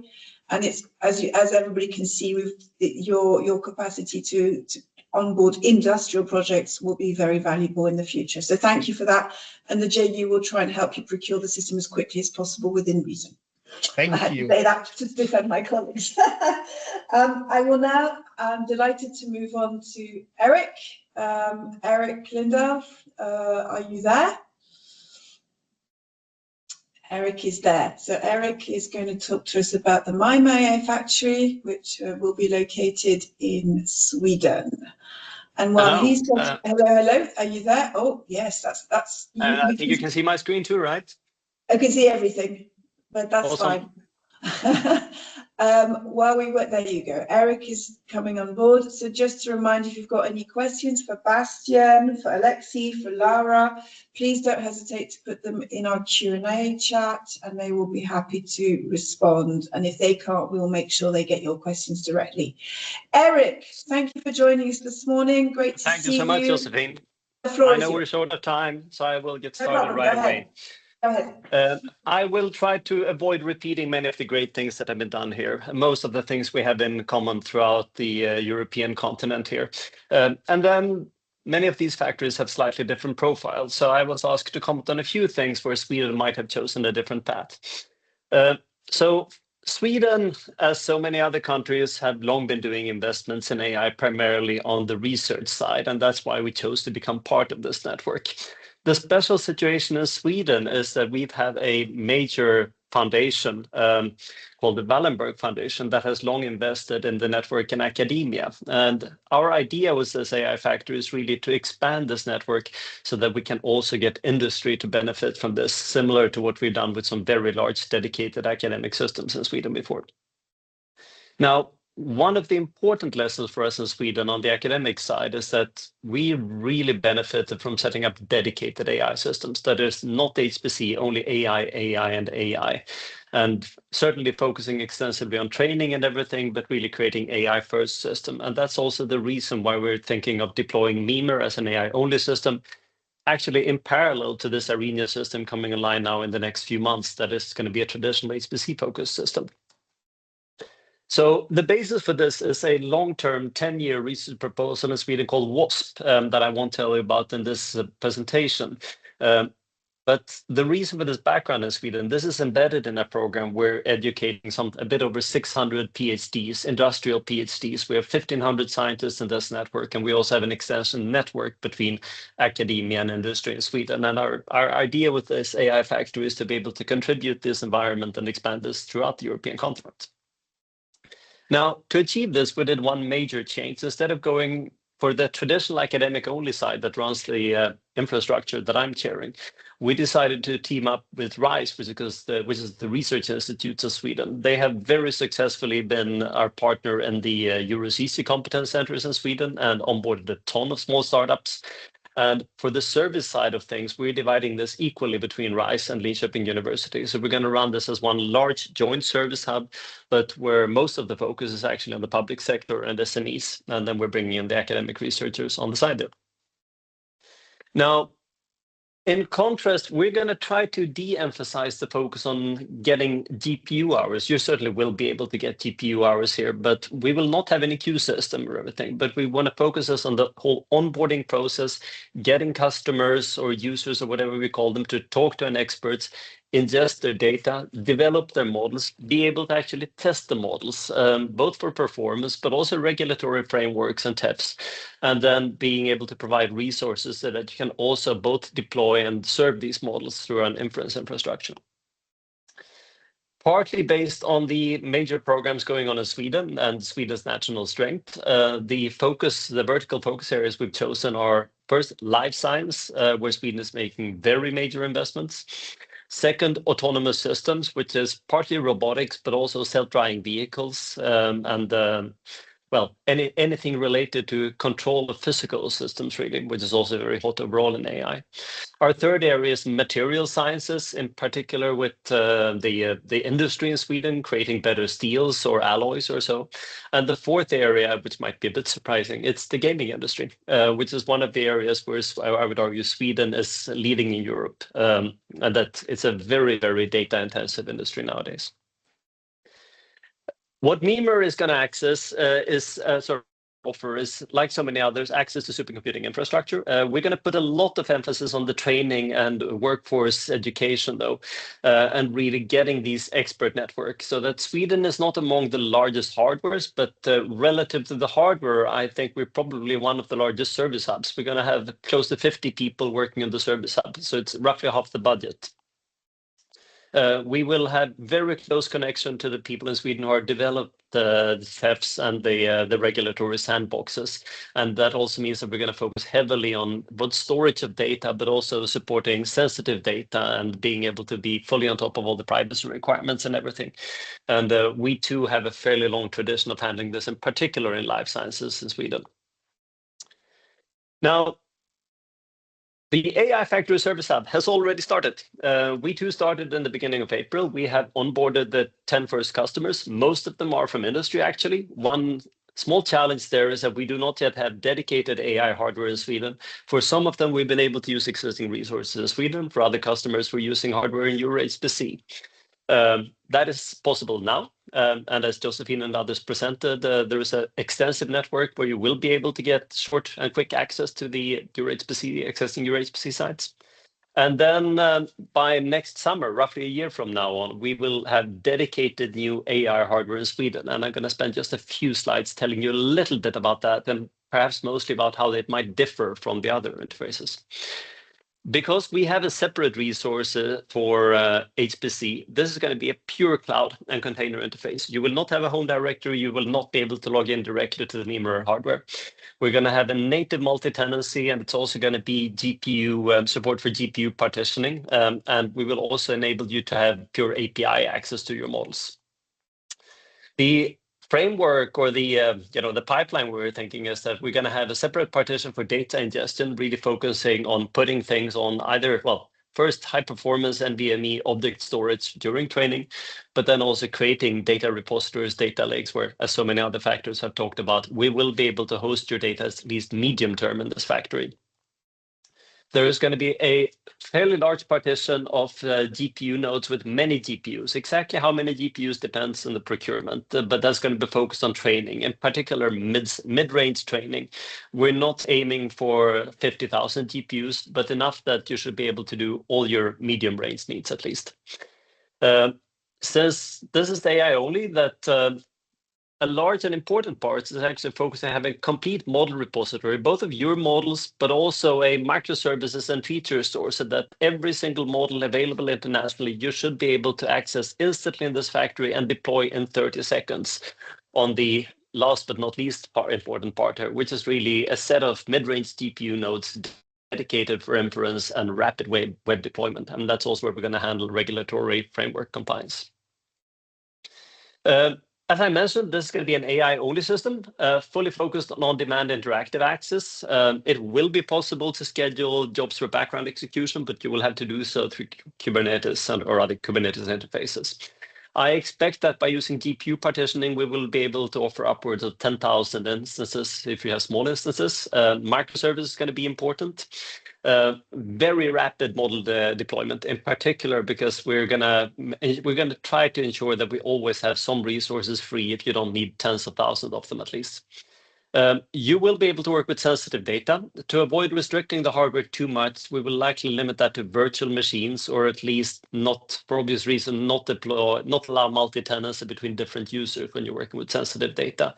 And as I mentioned, that this is going to be a container-first system, and then, if absolutely necessary, you can run virtual machines. There will not be any home directories, no login, no queue systems. If you're an HPC user, you might not be comfortable with that, but I think many AI users will love it. We're going to have a number of top-end multi-GPU nodes for LLM training, some high-performance NVMe optic storage, but in particular, a fairly large data lake, and also be able to host these community data sets that the community has deemed are important. We will be able to host for the lifetime of the resource. If you have a large data set that you and maybe a few other users need, we will be able to host that for the duration of your training at least. The regulatory environment is an important part, and we're going to have dedicated staff that help you both with the regulatory testing and business model development if you need. And there's going to be plenty of, first we will have our own data spaces, and we're also going to have links both to the EDI8s and EOSCs, and we wrote a number of letters of support for them already. When it comes to the timeline here, we together, I think the EuroHPC made the decision yesterday or any day now to open the competitive dialogue procurement for the Mimer system. We expect contract signing in fall 2025, installation first quarter next year, and then hopefully acceptance Q2 and user access summer 26. So this is going to be an intense process for everyone involved. And yeah, there might be a slip here of a month or so. It's not because anybody is lazy, because EuroHPC is doing a fantastic work procuring all these a dozen machines in parallel.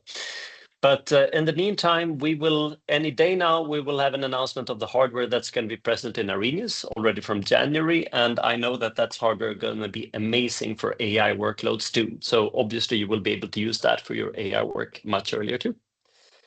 And with that, I'd like to thank you for your attention, and I can take any questions you have in the chat.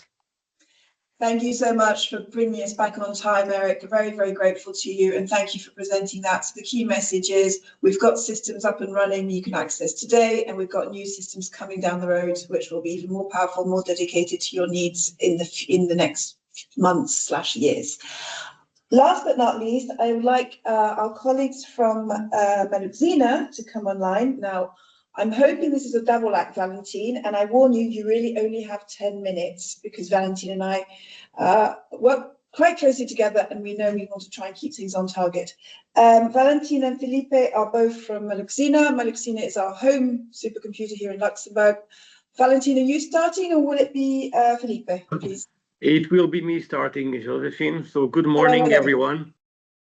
Good morning, everyone from Luxembourg. So my name is Philippe Pais, and I'm the Chief Customer Officer of LuxProvide. And I will give you some background about our AI factory. So LuxProvide, since it was set up in 2019, we decided to have an approach towards industry and science. And with that in mind, we decided to deploy our infrastructure on a sovereign and secure data center tier 4 and certifying LuxProvide by the ISO 27001. And well, our experience working with industry for more than 3 years and engaging so far more than 100 commercial customers from startups to large enterprise, we have been building expertise in different digital initiatives within our ecosystem. So being partner of the Banker Association on digital innovation, working with all the startup incubators and accelerators locally, developing programs for startups, or even working with the Space Agency and the Industrial Association to build and advise industries on using supercomputing, but also developing AI and data projects. So when we set up the AI factory, we bear in mind that we needed to bring all these expertise and knowledge from the market to help us to build this ecosystem and also providing the right services. So we built a consortium with LuxProvide, where we will have providing the services to the platform, but also we brought to the consortium the innovation agency from Luxembourg that will basically help to build the ecosystem, but also helping companies to have access to funding or even promoting the factory, bringing the university to help us to bring training and access to training to the companies, the LIST, which is a research institute that will also bring the expertise on AI development, but also AI sandboxes.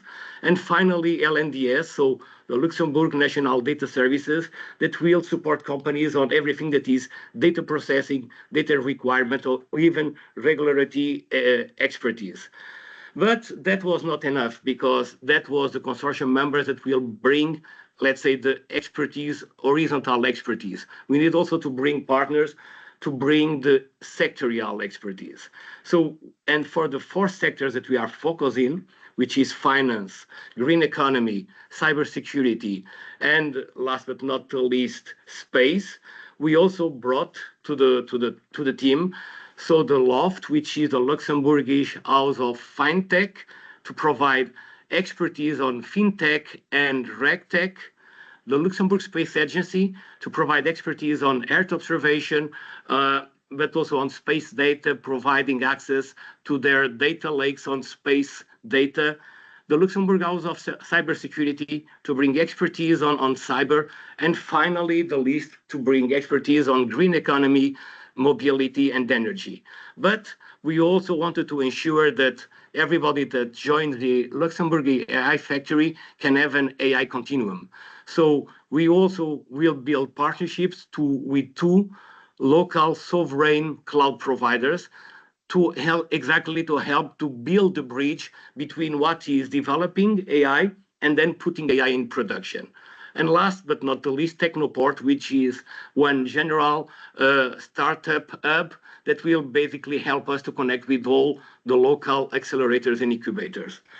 And like everybody, well, our mission will be, from one side, building awareness, training and skills, building the community, but also, supporting any customer that knocks on our door on the customer journey, and finally providing them access to the platform, which will be Meluxin AI.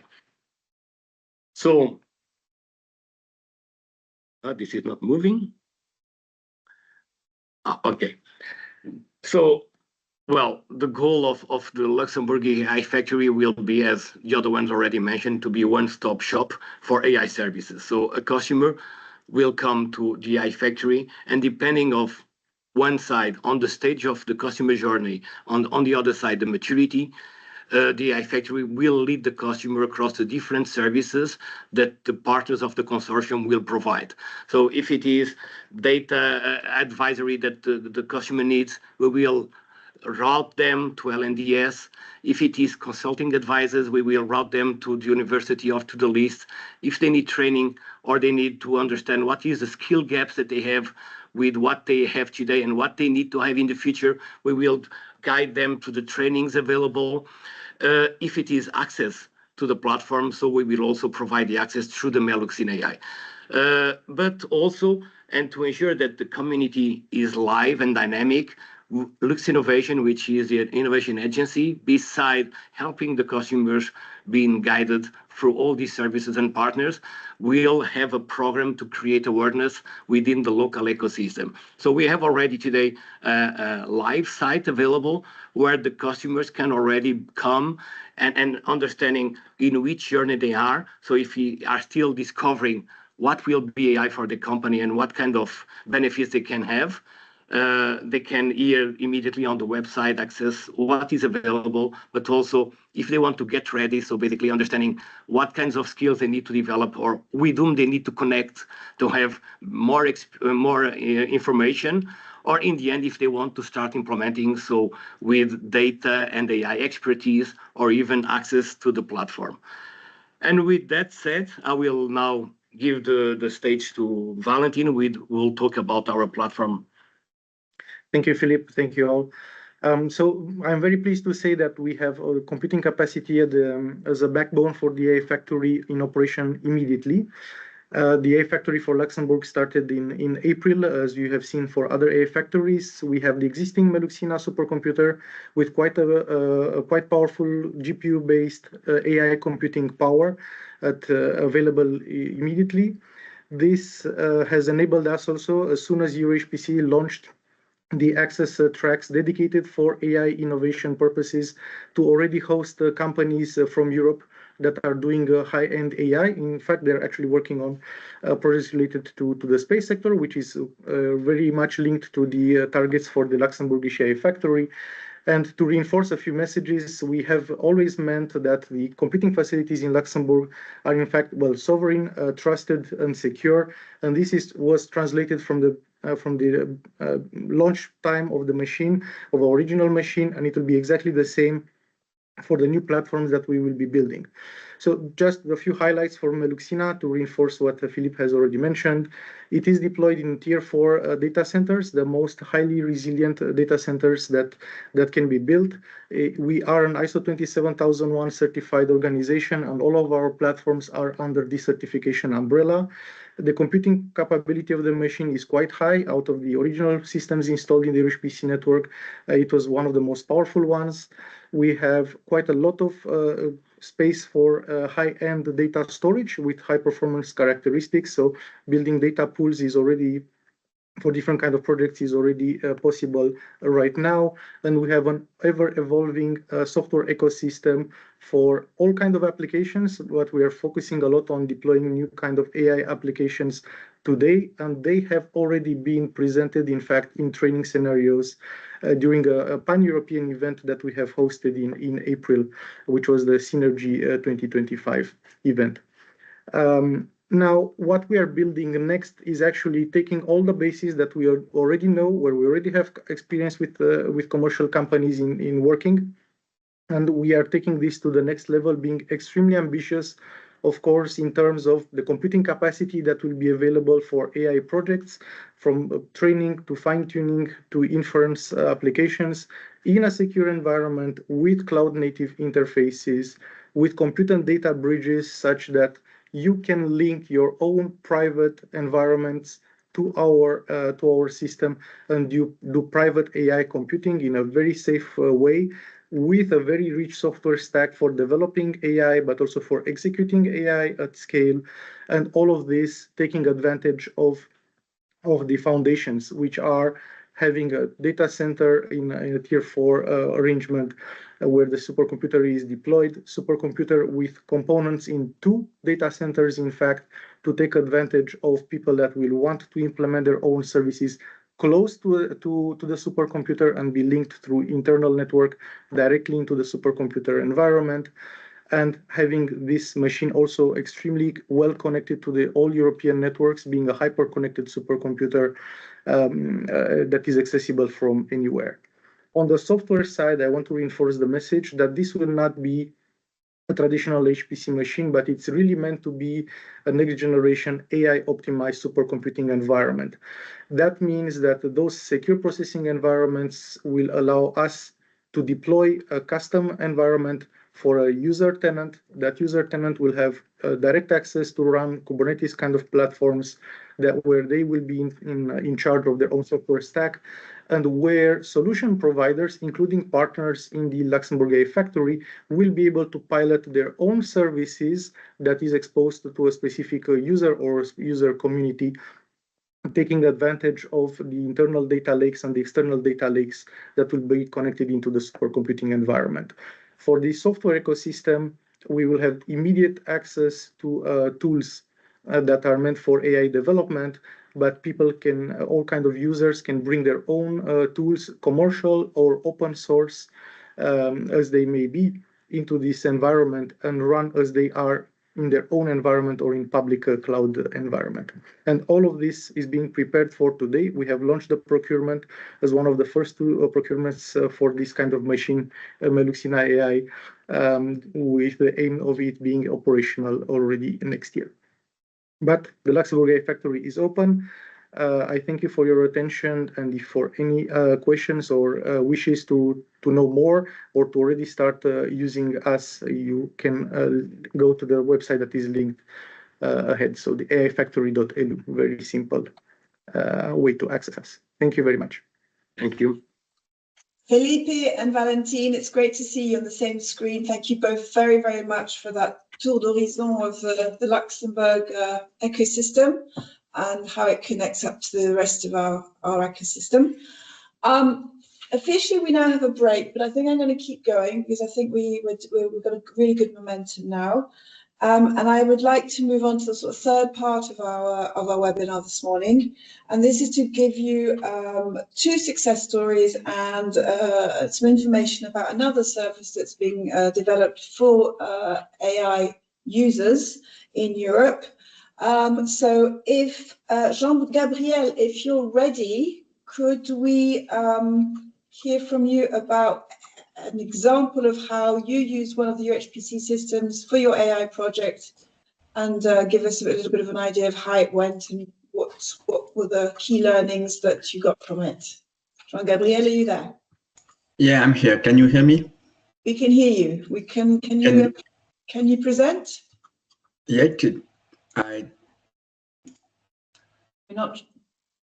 I did it, but okay, it's just stops when I start presenting. I think it's because you're accessed as a participant, not as a speaker. I'm just looking at my colleagues to see if they can confirm that.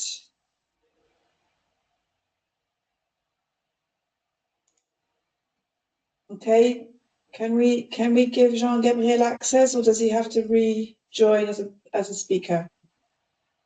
He should be able to present. You should be able to present. Thank you, Bea. Jean-Gabriel, can you try again? Yep, still the same issue. Okay, if you quickly ping us the presentation, we can present for you. And while we're doing that, maybe I'll move on to the next speaker, which is Javier, and see if you can do it, and then we can sort out the technical aspects behind the scenes. Javier, are you there?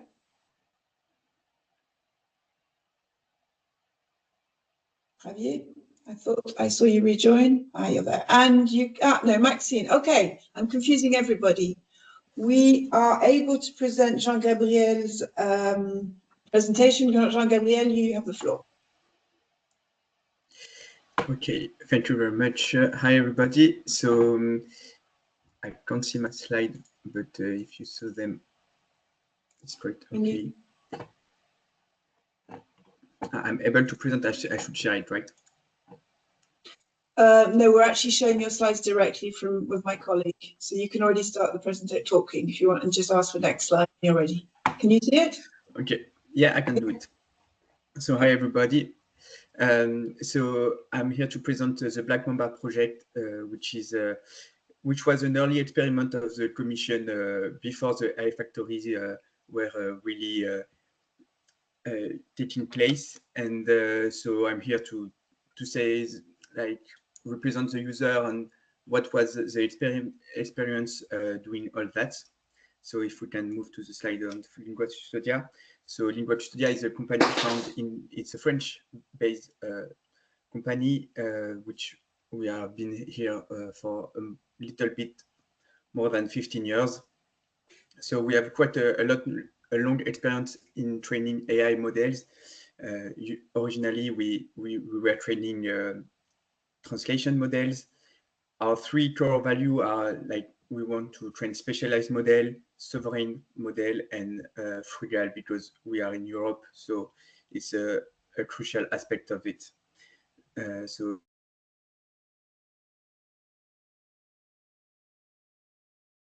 Jean-Gabriel, we've lost you. Are you there?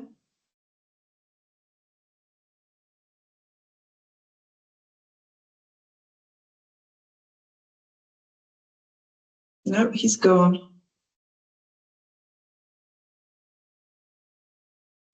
Yeah. You're back. I'm back. Sorry about that. Yeah, go ahead.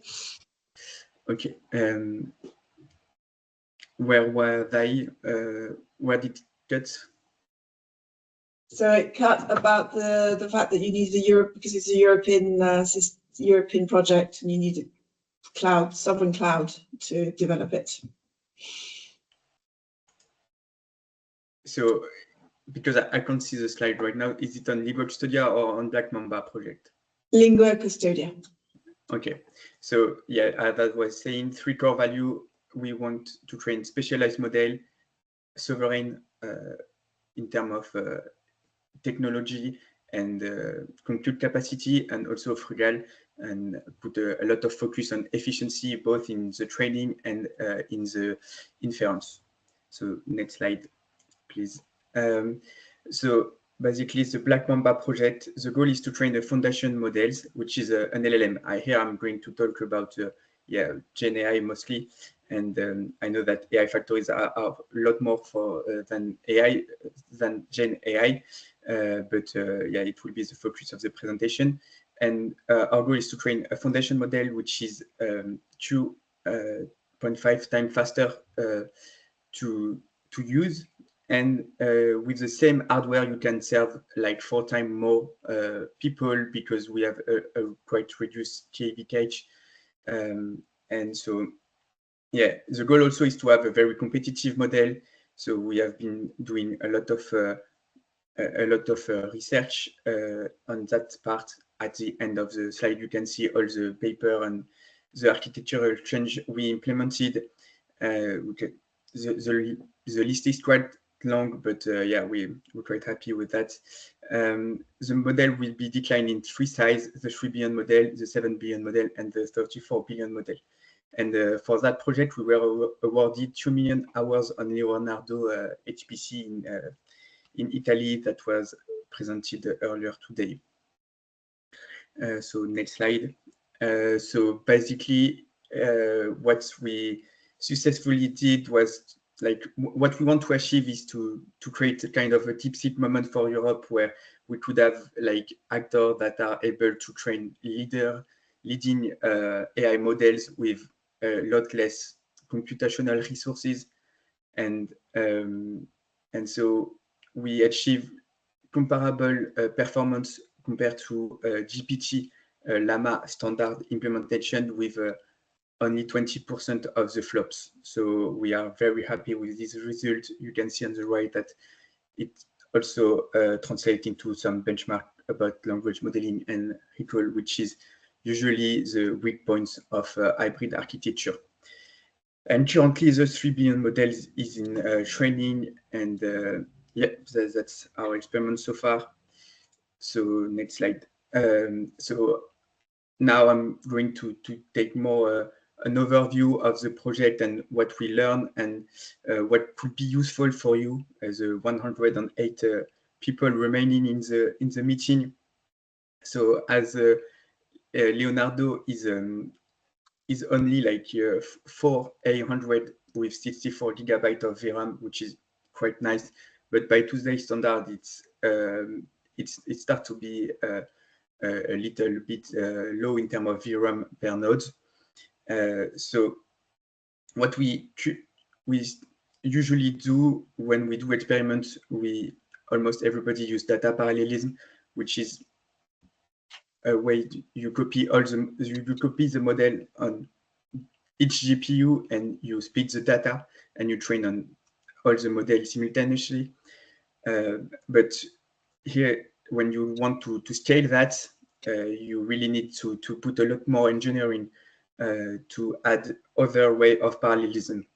And so basically, the most standard way are tensor parallelism and interleaved pipeline parallelism. The first one being the more efficient one, and the second one being introducing some issue in terms of computational efficiency. So I would recommend anybody that doesn't know about this concept to read the Ultrascale notebook by Face, which is a very great resource to start. And as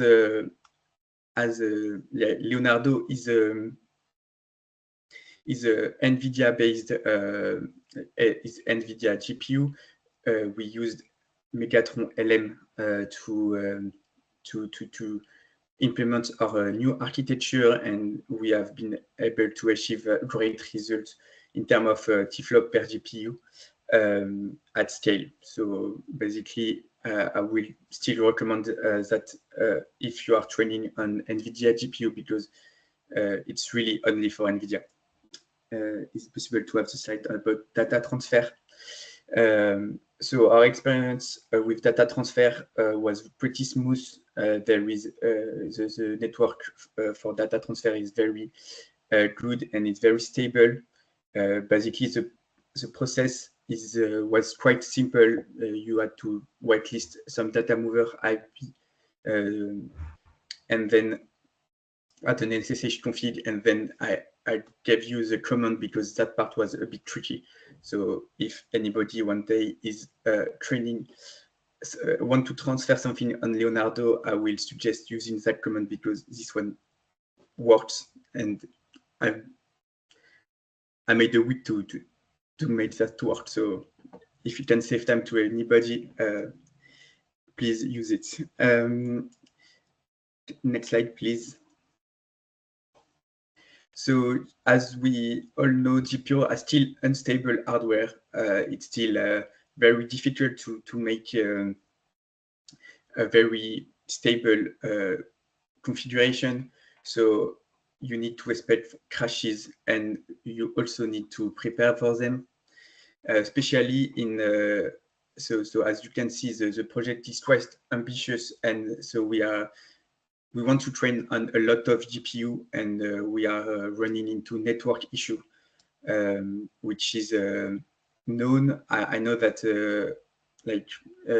everybody is doing their maths on this side, and next generation system probably will be a lot more stable in that part, because it's quite unique to AI to have those kind of intranodes load communication.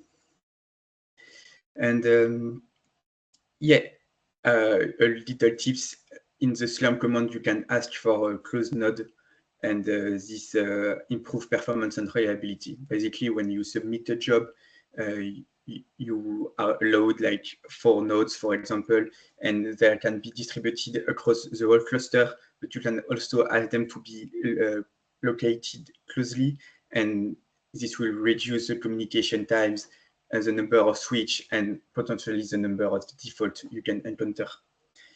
And also, I would recommend that you always ask for some CPU time, or I know it's not very clear with the AI factories yet, but I think at some point you can convert some GPU time to some CPU time, and please use CPU to prepare the data. It's the thing I was not able to do with this project because we were not able to convert some GPU hour to CPU time.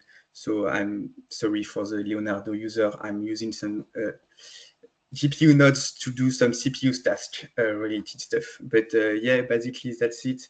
The next slide, if it can be displayed for a few seconds, is basically if you never did anything on a Slurm cluster, it's the way to go. You just like add those arguments to your scripts, to your PyTorch script, and you should be able to make it run with data parallelism with just that. So it's quite easy.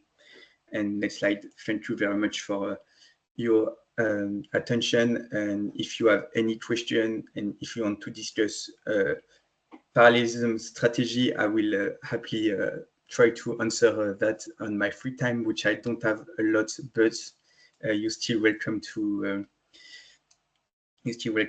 share it. And to conclude, I will say also that all our models will be open sourced, as the training code and the fine-tuning code. So I hope that someday those models will be fine-tuned inside an AI factory, and we will try to make it as easy for you as possible to get started to fine-tune anything on that subject. And thank you very much. Merci beaucoup, Jean-Gabriel. Thank you so much for these really useful tips and tricks, and also for giving us some ideas of how not to waste valuable GPU time. I think that's really appreciated from this end. And it's a good question you ask about CPU, GPU swaps. And I'm sure I know colleagues in the JU can help on that question as well. Our second success story is from Javier Venema. Javier, are you there? And Javier will present the story of the Panacea Cooperative, which will also hopefully be useful for users out there. Now I can see, yes, okay. I cannot activate my mic or my camera. Can someone help Javier, please? So from our side, Javier, we can see that your microphone is on and off. So you should be able to speak. We can see and we can see your screen as well. Can you hear me? Yes. Okay. Fantastic. So, well, thank you for the presentation. Well, I'm Javier Benema, an AI researcher at Collaborative Research, and as I say, I'm going to our case for facing approaches for facial reconstruction using internet. So first of all, I want to introduce a little bit of what Panacea. Well, Panacea is the only cooperative society that is specialized in artificial intelligence worldwide. And it arose as a spin-off of the University of Granada with the purpose of developing projects and products that had a great social impact and that focused on forensic applications. We are based in Spain at different offices, but our main office is at Granada, which is a city at the south of Spain. And there we have our research and development team, which is like 70% or 80% of the whole company. So it is our main activity. And we do this research and development with two different purposes. So on the one hand, we develop our own products in the field of forensic anthropology. So our main product is skeleton ID for the forensic identification of people from their human remains. And we also use that knowledge mainly on computer vision, 3D computer vision, and medical image processing to do some R&D consultancy projects. So regarding what we do, I already mentioned forensic human identification. This is the process of finding some human remains and determining to what person do they belong. So just to introduce a little bit of the concept and why it is important, I wanted to show this map with this data for missing people for different circumstances around the world.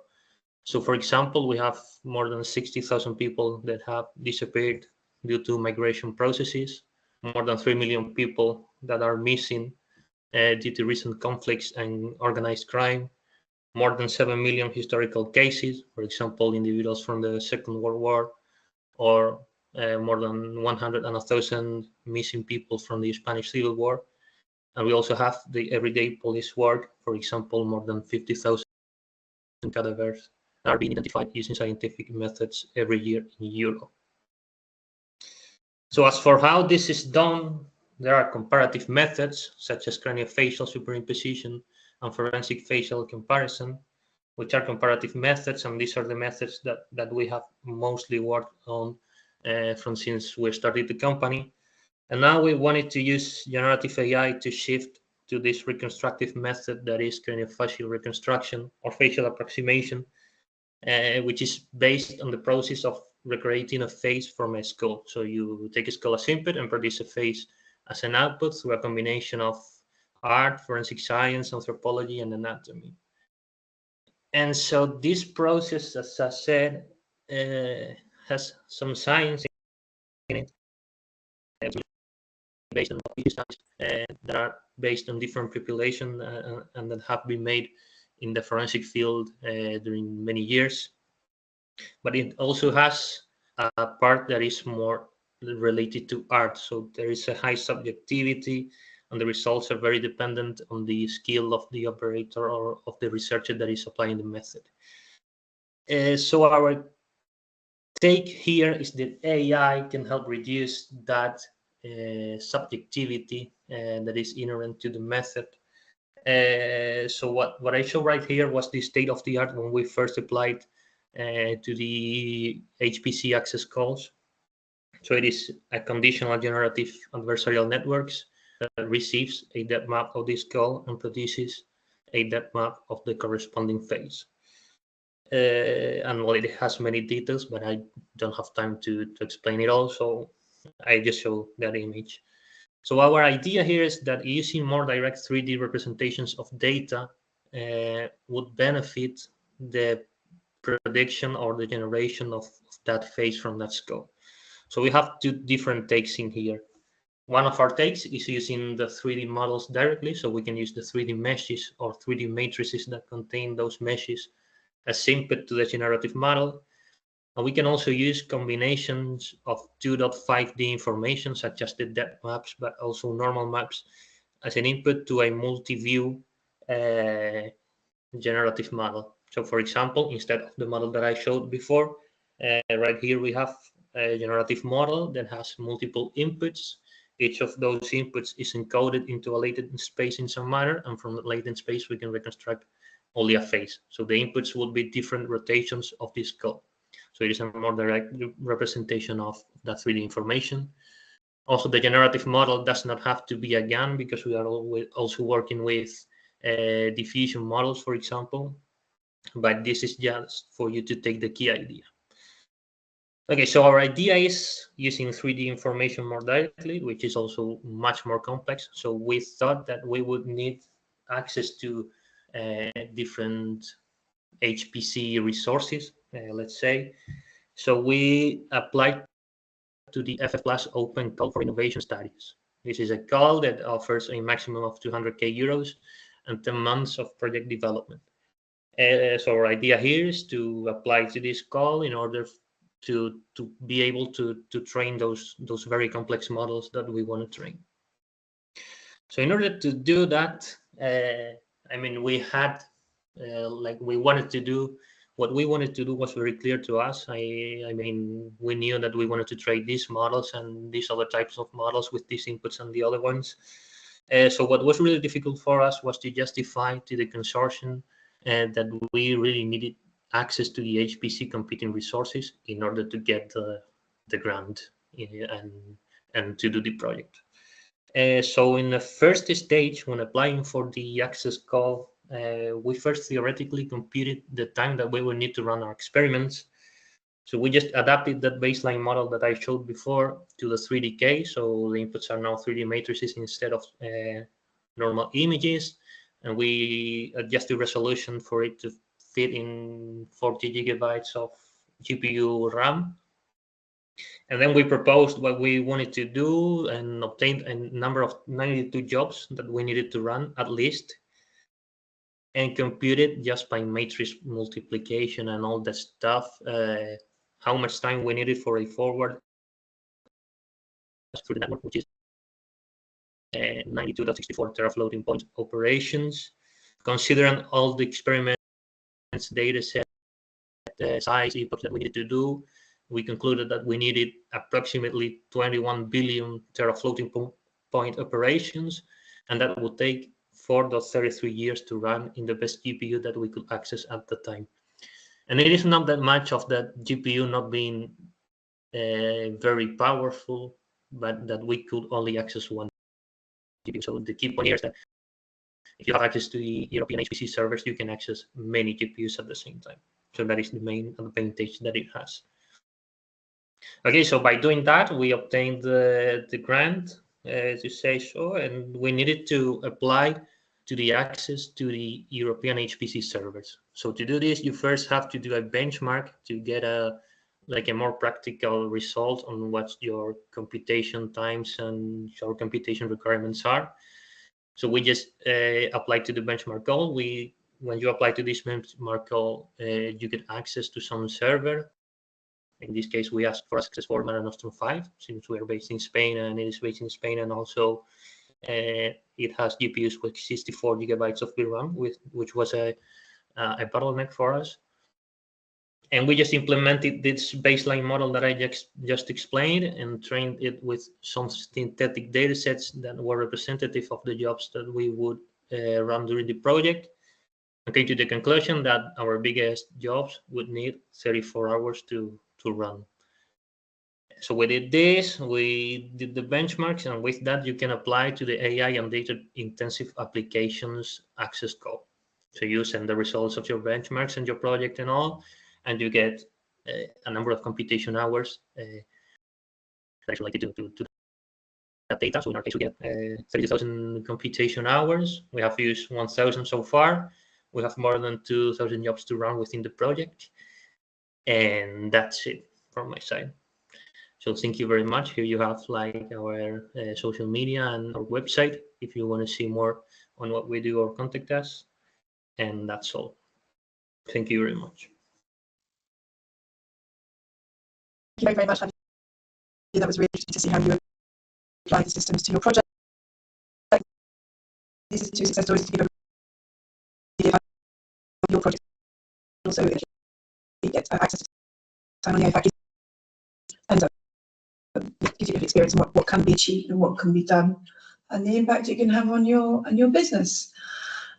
So our last presentation for this morning, and I'm going to keep going because then we have maybe a little bit of time for questions, is a presentation from Joachim Koller on another European project called AI on Demand Platform, the Hub for AI Europe. And this is another service that's been developed by the European Union for AI users who are interested in getting access to our systems. So Joachim, the floor is yours. Thank you. Yes, well, thank you very much. And it's a pleasure to present here the current version of the AI on Demand platform. And yeah, so also happy to hear from Javé before how AI is now applied. And I think this is a very good example. And first, a few words to my role. Yeah, here I'm, of course, coordinator of this project called Deploy AI. So Deploy AI and AI for Europe, our sister project, are realizing the AI on Demand platform. This is a hub for AI assets in Europe.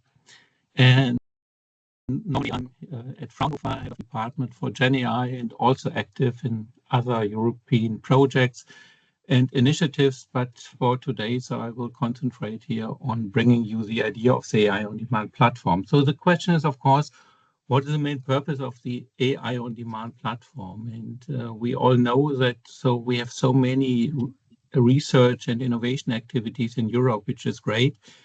But it's also a challenge to make them visible in a common way. And if you also go to the right side, the European industry, so we should be aware that at the end, the European industry should benefit from our research work in AI and the related fields. And therefore, the platform really should help to canalize and to boost the usage of the research results. And especially if you look for the European startups, AI startup scene, maybe there's an estimation that there are 7,000 AI startups, SMEs in Europe. And if we now consider how many of these are knowing what we are doing in the European projects with the EDIHs, with the AI factories, with the tests, so we have to ensure that we reach most of these 7,000. And if we go a little bit beyond this AI startups, if we go to the software industry in Europe, to the consulting industry, they are not always aware of what we are doing in this innovation space. And the AI on Demand platform should help to make this transfer more visible, faster, and really to make it more efficient to bring this excellent European research to industrial applications. So what is the AI on Demand platform? So it provides several content services, provide information about assets, tools.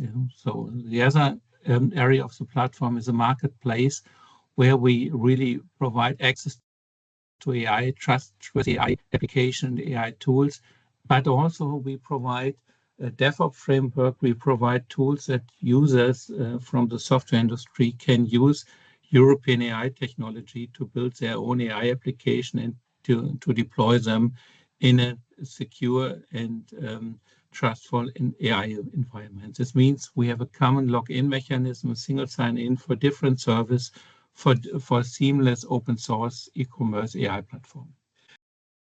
So the 3 areas of the AI platform are the following. So we have a portal which mainly keeps a lot of information about European activities, about the open calls, about onboarding processes of the platform, how to use the platform, bring information about projects and so on. The other area of the platform is a marketplace. I show you this in more detail in a few seconds, where you have access to AI assets, where you can get these assets directly, order them, even if they are open source or commercial. It's possible to access your AI asset quite easily over the marketplace. Then we have the Business Navigator, which I show you in detail now. And the Business Navigator is as follows. So As I said, so we have many AI companies in Europe. We have a lot of software companies, consulting companies in Europe, and it's good to know for all of us to make these organizations visible. So it's a little bit like the CRM system for all of us in the area of the AI factories, of other initiatives, that we have one place where all this business-orientated organization are mapped, are located, and visualized. You can search for specific parts, for specific companies, and also do some statistic who is already in our ecosystem, who is not in our ecosystem. At the end, our goal should be, especially considering all these initiatives about the AI factory, the EDIHs, that most of the 7,000 or most of the European software industry is visible and attached and networked to us, to our AI ecosystem. And this business navigator should help. It's a tool to register. You can register already now. I show you the link in a second.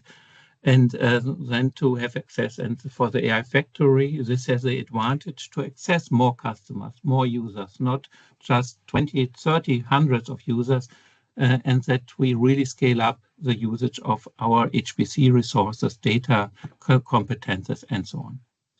On the other hand, we have the marketplace. We already heard this before, this one-stop shop idea. But the one-stop shop idea should not end on a national level or at one AI factory. I mean, we should have a European view to this one-stop idea.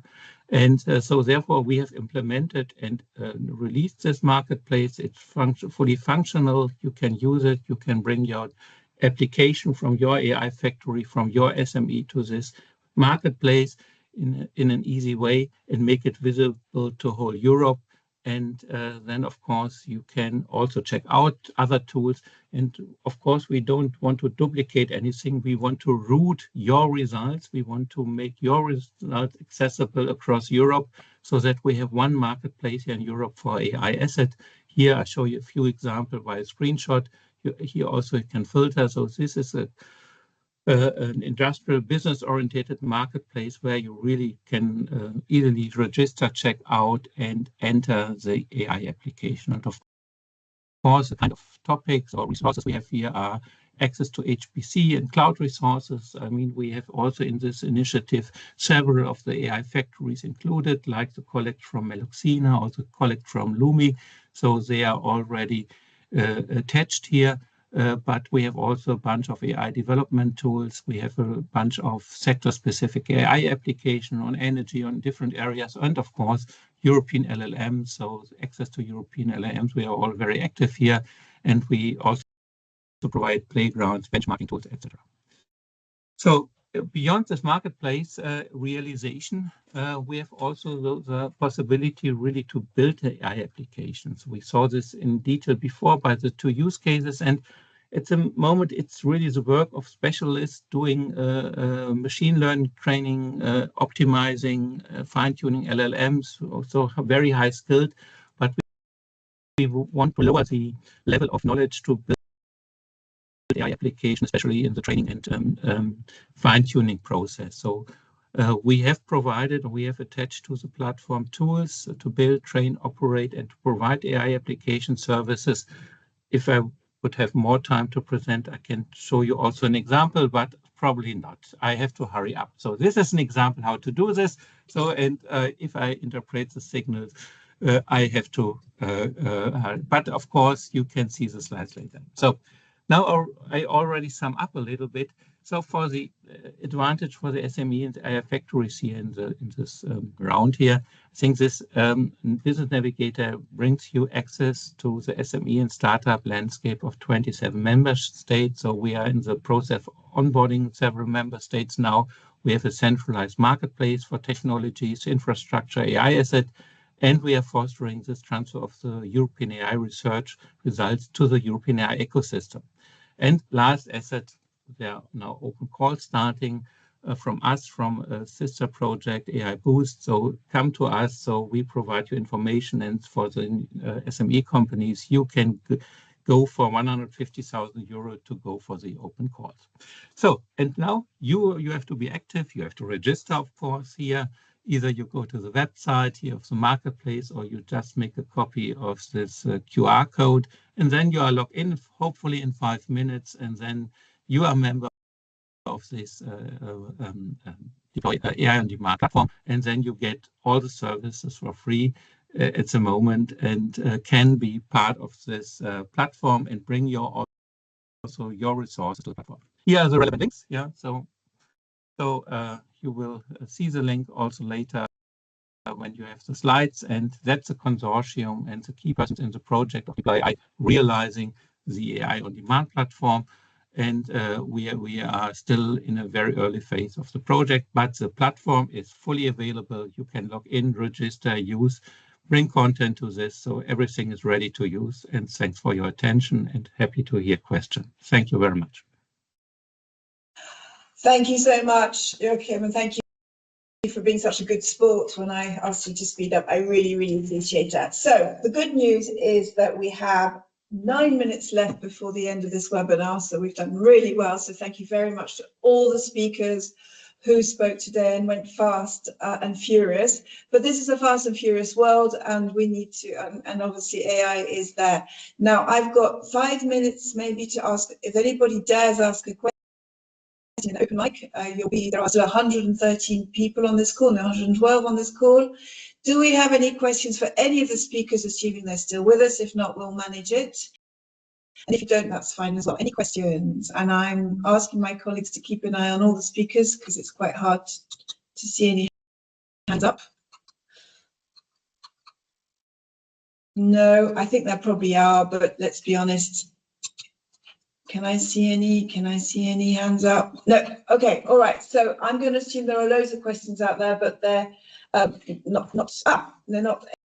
they're not willing to, maybe not wanting to ask them in this public place, but that's fair enough. So, but there is still an opportunity to ask questions in different ways. Firstly, simply by when you registered, you could give us feedback for your registration form. You could also send us a question through our functional mailbox that we will give you the link to in a second via our website. You can also contact the AI factories directly. Some of the colleagues gave their contact details very bravely over this call, so thank you for that. And of course, you can re-watch the whole 4 hours when we publish this webinar on our website. And you can also, at that same point, you would also have access to all the slides that were presented this morning. So without further ado, I want to say a huge thank you to the 14 speakers who agreed to speak with such, well, very professionally, very proficiently, and also for keeping us on time. I would also like to thank all my JU colleagues and Javier from the European Commission who've been in the background helping to answer the questions that were put on. And generally, this I think was very successful, and I want to thank you all for that very, very much. One last chance so you can access the information about the different resources that will be available for you if you decide to go into the adventure and get involved in the AI factory. Take advantage of the AI factory services and of course the infrastructure. The QR code is up there, so you can quickly zap your phone and have a look now. And on that note, 2 last things. If you want to see us physically and ask us for follow-up questions, we will be at ISC in Hamburg. So that's the International Supercomputing Conference in Hamburg in June. We have a very central booth, and most of our AI factories will also be there and will be ready to answer questions directly with you. And then later on in September, we will also be in Copenhagen for our User Day conference. More information about that will come up soon, and you're very welcome to register and join us and learn more about how to access our systems, how to access the services to the AI factories, and last but not least, how to learn more about some of the projects that have actually used our systems to get inspired for your project or your business. So thanks again for your time. All the very best for the rest of the day. And again, thanks to the speakers and to my colleagues. All the best. Thank you.